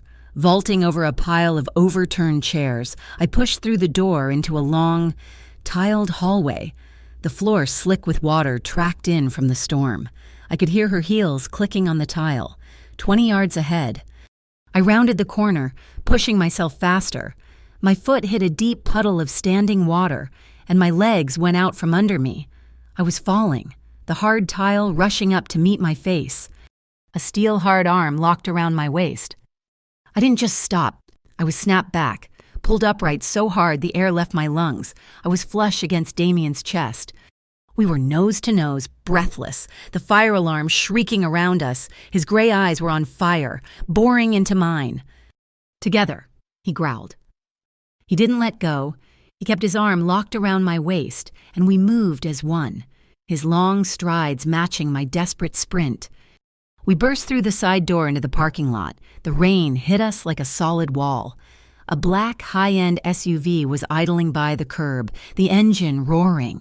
Cade Mercer was standing in the rain, holding the rear door open. "She's getting away!" I screamed. Lyra dove into the back seat. Cade saw us. He snarled, throwing a heavy, black, reinforced suitcase, the White Sea package, into the space beside her. He slammed the door and sprinted for the driver's side. Damien shoved me hard, behind the cover of a concrete pillar. "Em," he corrected, his voice a snarl. "She's not the target. The case is, you get the case. I'll handle them." He was moving to cut Cade off, but he was too late. Cade jumped into the driver's seat. The tires smoked. The SUV lunged forward, accelerating past our position. They were getting away. "No," I yelled. I looked at the ground. A heavy, magnetic clip, the kind dockworkers use to hold loading manifests to a ship's hull, was lying by a toolbox. I grabbed it. It was heavy, weighted. As the SUV shot past us, the rear hatch was still closing. It hadn't sealed. "A port side," I screamed, and I threw it. I threw it underhand, a long, looping toss, the way I'd seen the longshoremen throw lines. It flew through the rain, a dark, heavy arc, and disappeared into the closing gap of the hatch. I heard it, a solid metallic thunk. It had hit the case. The hatch slammed shut. Damien, who'd been about to shoot out the tires, stopped. He stared at me, soaked and panting, a look of stunned, raw admiration on his face. The SUV fishtailed onto the main road and was gone. We were alone, soaked to the bone, behind a concrete pillar. The alarms were still screaming. My encrypted phone rang. My heart stopped. It was Milo. I swiped answer, my thumb shaking. "Milo, baby, are you okay?" "Mommy!" His voice was high, terrified, crying. "Mom, what's that noise? It's so loud, I'm scared."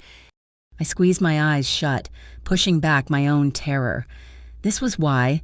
"Hey," I said, forcing my voice to be calm, to be the unsinkable boat. "It's just a silly alarm, baby. It's just noise. You are safe. Russo is right there with you, isn't he?"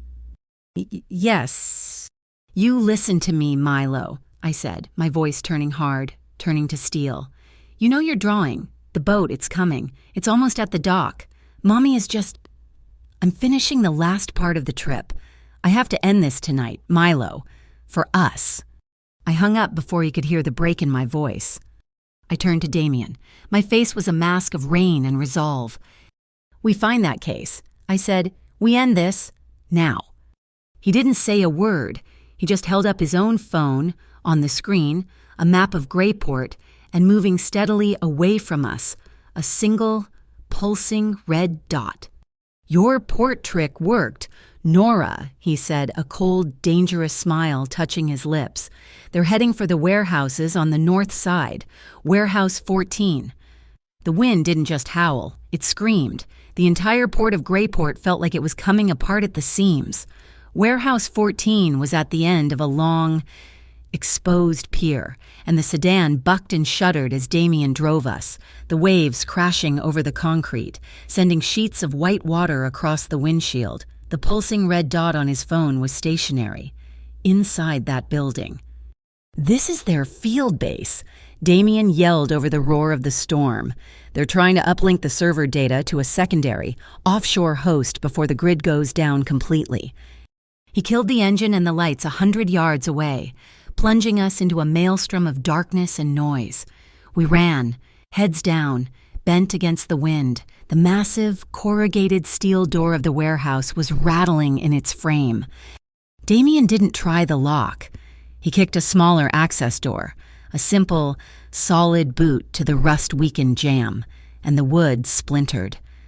We were in. The inside of the warehouse was vast, cavernous and shockingly bright. A web of high-powered, battery-operated work lights illuminated the center of the space. There it was, the White Sea package. The black suitcase was open, plugged into a bank of mobile servers that were humming loudly, their blue and green lights blinking in a frantic, steady rhythm. And they were all there. Lyra Kincaid, her hair a wet, ruined mess, her face a mask of pale fury. 4 Vesper tech guards, all armed, all focused on their laptops. And Cade Mercer. He was standing beside Lyra, but he wasn't her guard. He was her prisoner. Lyra had the muzzle of a small, silver pistol pressed firmly into the side of Cade's thick neck. He was her human shield. Lyra's voice was a triumphant shriek. "You just couldn't stay away, could you? And you brought your dock rat king." Damien stepped forward, moving in front of me, his hands open and raised slightly. "Let him go. Lyra, it's over. Tess Harrow has the tunnel footage. It drops in 3 hours." Lyra's laugh was brittle, on the edge of hysteria. 3 hours and 3 hours, the smart wharf will be approved, and the White Sea will be mirrored in 6 different countries. Your footage won't matter. It'll be a footnote. She dug the pistol harder into Cade's neck. "But I need a final piece of insurance. You," she jabbed the gun at me. "The tragic single mother, you're going to be my courier. You are going to take that case, walk out that door, and deliver it to a car I have waiting." "And if I don't?" I said, my voice surprisingly steady. "If you don't," Lyra said, her voice dropping, "my associate, the one you so cleverly evaded at the playground, is still there. He's outside your son's door. All it takes is one call, one word, and he will finish the job Cade so kindly started." My blood went cold. Milo, she was lying. She had to be. I looked at Damien. His face was granite, but I saw the muscle in his jaw leap. He didn't know. He couldn't be sure. "What do you want me to do?" I asked, my voice hollow. I was surrendering. "Put your hands up. Walk slowly," Lyra commanded. "Pick up the case." Damien's eyes met mine. They were cold, assessing. He gave me a single, almost imperceptible nod. "Play along." I did as she said, my hands raised. Walking into the circle of harsh light, I could feel the Vesper guards' eyes on me, their guns trained on my center mass. I kept my eyes on the case. The faint, ghostly mark I'd sprayed on it in the tunnel was still there, invisible in this light. The magnetic tracker I'd thrown in the parking lot was still clinging to the lid. "The connection is almost complete, counselor," one of the techs said. 90%. "Disconnect it," Lyra ordered. "The courier is here." I reached the server bank. My hands were shaking. I pretended to fumble with the heavy latches on the case. It's heavy," I stammered, stalling for time. I needed to do something. The magnetic clip on the case. It was just a tracker. I needed a beacon. I needed a signal. My hand, shaking, went to the small, ultraviolet atomizer still in my raincoat pocket. Damien saw it. His eyes flickered to the wall behind the Vesper techs, to the bright red fire extinguisher mounted on a concrete pillar. "You're pathetic. You know that," Lyra sneered, her voice full of venom. "All of this, my entire career, my entire plan for this city, almost destroyed by... What a waitress! A piece of pity bait. You're nothing. Nora, you're just the sob story he used to get to me." My hand closed around the atomizer. My fingers found the nozzle. "A sob story," I said, my voice low, and the fear was suddenly gone, replaced by a cold, sharp rage. "You think my life is a story. Do you know what a $40 copay for an inhaler means? Lyra, do you know what it's like to choose between keeping the lights on and buying the medicine that keeps your 7-year-old son breathing?" I looked her dead in the eye, my voice rising, echoing in the huge warehouse. "You, with your Blue Harbor Trust. You don't know the first thing about this city. You talk about revitalization, but you sent Cade Mercer to cut my power, to threaten my child, to force me onto the street. You didn't just target me. You targeted everyone like me. You targeted the entire port. This city only listens to a thick wallet. Girl," Cade Mercer's voice was a rough bark, his face slick with sweat. "I was a good cop. I served this port for 20 years. And what did I get? A pension that doesn't even cover rent. Lyra, Vesper. They offered a way to survive. I chose not to starve." "You sold the port." "Cade," Damien said, his voice cutting through the tension. "You didn't save it." "Shut up," Lyra screamed. "All of you, just shut up." At that exact moment, the storm, as if summoned, reached its peak. A gust of wind, 100-mile-an-hour fist, hit the building. The massive, rattling, corrugated door didn't just rattle, it tore. With a shriek of tortured metal, the entire 10-ton door ripped from its tracks and flew into the warehouse, crashing into a stack of shipping containers. The storm was inside. Rain and seawater exploded into the room. The work lights sparked, one by one, and died. The server bank hissed. Sparks flew from a junction box on the wall, and the water flooding across the floor began to crackle and spit.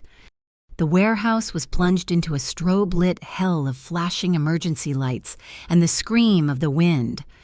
"The servers," the Vesper tech yelled. "The water, it's going to short the entire grid." In that split second of chaos, Damien moved. He didn't go for a guard. He launched himself at the fire extinguisher, ripped it from the wall, and smashed the valve against the concrete pillar. A massive white cloud of CO2 exploded into the room, a non-lethal flashbang, blinding everyone, choking them. "Nora the case now," Damien roared. I didn't hesitate. I slammed the lid of the White Sea package shut, my other hand spraying the entire locking mechanism with the UV paint. I grabbed the handle. The case was heavy, but my adrenaline was singing. I turned. Damien was tackling one guard. The others were blinded, coughing in the chemical cloud. But Cade Mercer was on the ground. He had fallen, or Lyra had pushed him, into the rapidly pooling water. He was lying directly in the path of the sparking junction box, which was spitting blue arcs of electricity. He was stunned, his eyes wide, frozen in the electrified water. Lyra was scrambling away from him, her gun back in her hand, aimed at me. I had the case. I had the data. I had to choose. My son's face flashed in my mind. It's about making sure the storm can't hurt us anymore. "Damien," I screamed. I threw the priceless billion-dollar blackmail server, the White Sea package, across the flooded floor. It spun, end over end, and slid to a halt at Damien's feet. Then I lunged, not for Lyra, but for Cade. I grabbed the thick rubber collar of his rain slicker and hauled, my muscles screaming, dragging his 250-pound frame out of the sparking water, just as the junction box exploded in a final, blinding flash of white light. He lay on the dry concrete, gasping, staring at me, his eyes wide with a stunned, profound disbelief. No one had ever come back for him. "You idiot!" Lyra shrieked. She was on her feet, leveling her silver pistol, her arm shaking, her aim fixed on my chest. "You sentimental fool, you saved him." She pulled the trigger. I didn't even have time to flinch. All I had in my hand was the heavy, magnetic clip I'd pulled from my pocket. It was a reflex. I saw the flash, and I threw it, hard, at her arm. The gun fired. The sound was deafening. The bullet went wild, screaming past my ear. The heavy magnet hit her wrist. Not the gun, but the force. The impact was enough. She cried out, her hand flying open. The bullet, flying wild, struck something on her chest. The chain around her neck snapped. A small, silver pendant, the Oculus Seraphim logo, clattered to the concrete. The gun was gone. Lyra stared at her empty, tingling hand. And then we all heard it. Not the storm. Sirens. Dozens of them getting closer. "The port police," Lyra whispered, a look of wild, desperate hope on her face. "Kestrel Bureau. They're here. They're here for you. Rourke." Damien, who had already bound the Vesper guards with zip ties, just shook his head. "They're not coming. Lyra, the Kestrel Bureau just diverted the entire port police force to a credible threat at the governor's mansion. They're not for me. They're not for you. They're not coming at all." Lyra's face crumpled. She was alone. But the sirens were real. The warehouse door, the one we had entered, burst open. It wasn't police. It was Sal, the hot dog vendor. It was Barry, the cook. It was a dozen delivery drivers, waitresses, and dock workers. My network. They weren't armed. They were just holding their phones. Every single one of them was illuminated by the bright white light of a camera flash. Every single one of them was recording, their feeds streaming live. Lyra Kincaid froze, her face a mask of utter ruin, caught in a net of 100 tiny digital eyes. She looked at her gun, lying in the water. She looked at the army of phone cameras. She slowly, very slowly, raised her hands. Damien didn't kill her. He didn't even touch her. He just pulled a set of zip ties from his pocket and tossed them to Cade. "She's yours." "Cade," Damien said, "a chance to choose again." Cade looked at me, at the man he had tried to evict, and then at the woman who had used him as a shield. He picked up the ties. "Who are you handing her to?" I asked, as Cade secured her wrists. "There's no one left to trust."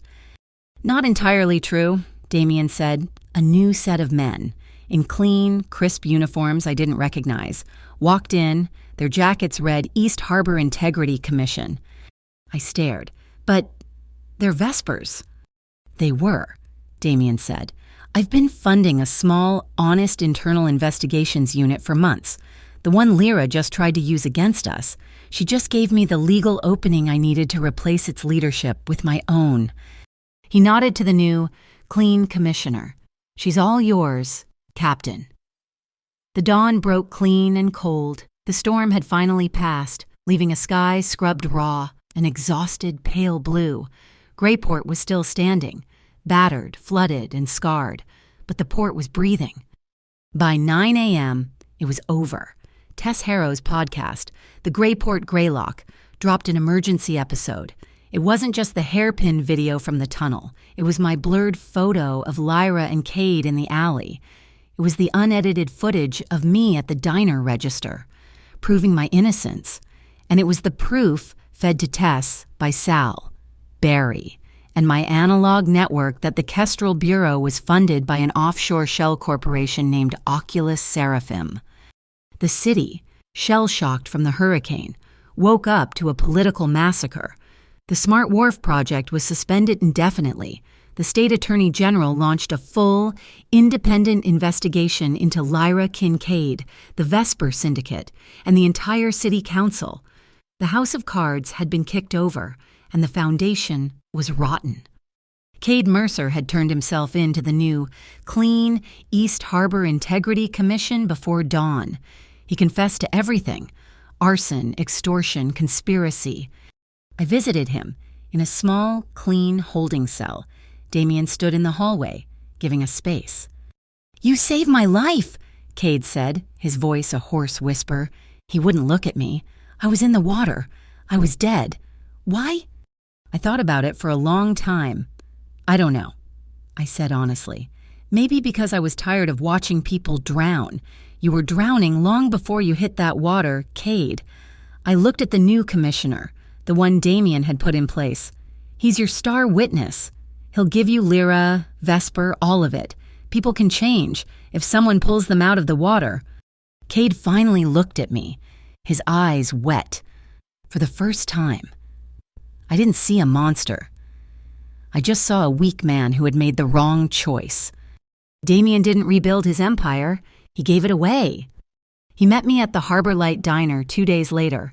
Barry, Sal, and a dozen others were already inside, sweeping out the last of the storm mud. Damien walked in, not as an owner, but as a guest. He was carrying a leather portfolio. He laid a set of documents on the clean counter. Mrs. Petrov has been fully compensated and is happily retired to a non-extradition country, he said, a ghost of a smile on his face. The deed to this building is clear. He slid the papers toward me. It's yours. I shook my head. I don't want it. I know, he said. That's why it's not for you. He tapped the signatory line. It wasn't a deed, it was a charter. He was transferring the building's ownership to a newly created community trust. The Unsinkable Fund, I read, my throat tightening. Named after the drawing, he confirmed. It's a non-profit. Its mission is to provide emergency medical and housing grants to the children of the waterfront. Its board of directors. He tapped a second page. Is you, and Barry, and Sal, and Tess Harrow.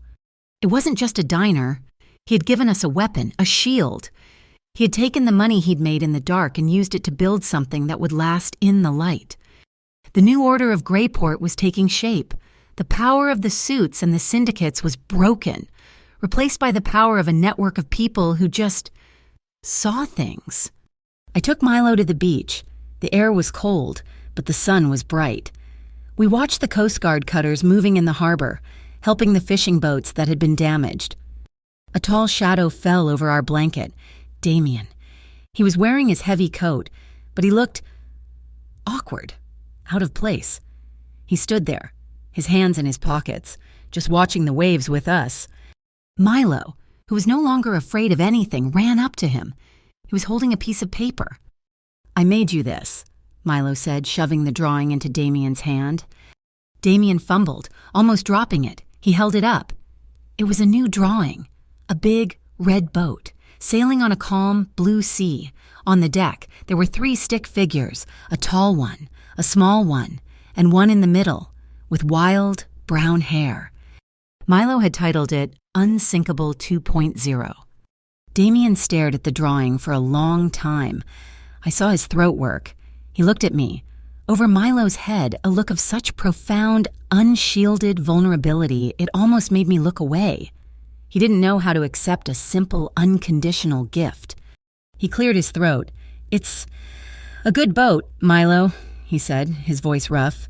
Very sturdy. He folded the paper carefully and put it in the inside pocket of his coat. That night, I found him at the diner. The volunteers had gone, the lights were back on, the smell of fresh coffee and bleach filled the air. He was in the kitchen, his back to me, staring at the rain that was now just a gentle tapping on the windows. I walked up behind him. He didn't turn. "It's clean," I said quietly. "You did this, Nora," he said, his voice low. "We did this." He turned, slowly. The kitchen was warm, the stainless steel gleaming under the soft lights. He just looked at me, his gray eyes clear, the storm in them finally, truly gone. He reached out, his hand moving slowly, giving me every chance to pull away. He didn't touch my face. He just brushed his knuckles, gently, across my collarbone. "I am not the man you should want," he whispered. "My hands—" "I've seen your hands, Damien," I whispered back. "They're capable. And they were there when I needed them, when my son needed them." He searched my eyes, looking for any sign of fear, of doubt. He found none. He leaned in. He didn't demand. He asked, his eyes closing, his lips brushing mine, a silent question. I rose up on my toes, and I gave him my answer. It was not the desperate, frantic kiss from the tunnel. This was slow and deep and sure. It was a promise, kept. His arms wrapped around my back, pulling me against him, holding me as if I were the anchor, and he was the one who had been lost at sea. My hands found their way up his chest, tangling in the collar of his coat, pulling him closer.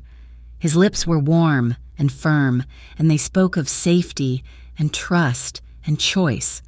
He held me, his hands moving to the back of my neck, his fingers lacing into my hair, and for the first time in my life, I wasn't falling. I was home. "Nora," he breathed against my mouth, and we just stayed there, in the warmth of the kitchen, in the center of the world we had rebuilt. Later, we sat in the small office, the white C case on the desk between us. It was the last ghost. "What do we do with it?" he asked. "The new commissioner wants to destroy it. Tess Harrow wants to publish it. It's too much power. Nora, too much temptation." "I know," I said. I pulled the small, clear atomizer from my pocket. It was almost empty. "When I was in the tunnel, I didn't just mark the case for you. I was stalling. And in the warehouse, when I sprayed it again."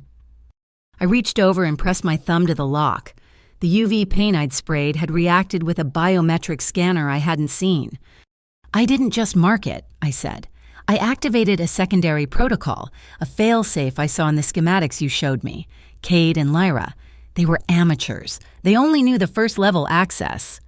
I pressed a sequence on the keypad. A new screen lit up. Community Trust Authentication. "I changed the algorithm," I said, a small smile playing on my lips. "I decentralized the power. It's locked. Permanently, no single person can ever use it for blackmail again. It requires 3 separate biometric keys, used simultaneously."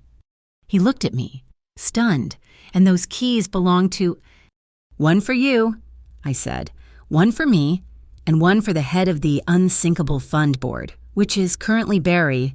The data can only be released if all 3 of us agree it's in the public's best interest. You can't use it, I can't use it, only we can." Damien stared at the case, and then he started to laugh. It was a low, rich sound that filled the small office, a sound of pure, unadulterated relief. "The harbor rules," he said, shaking his head. "Your version." He stood up, his face serious again, but the warmth was still in his eyes. "The offer still stands. Nora, the diner is yours to run, as the community hub. But I'm starting a new venture, a small business protection network. Consulting, security, all of it legal, all of it on the books. I need a co-manager, someone who knows what it's like to be on the other side, someone who knows how to fight." I stood up and faced him. "I'm not a manager. Damien, I'm a partner." He smiled. "That's what I was hoping you'd say. I don't work the night shift anymore. I work the day shift. I'm here when Milo gets out of school. I'm here to listen to Barry complain about the price of fish and to watch Sal use our kitchen to prep his hot dogs.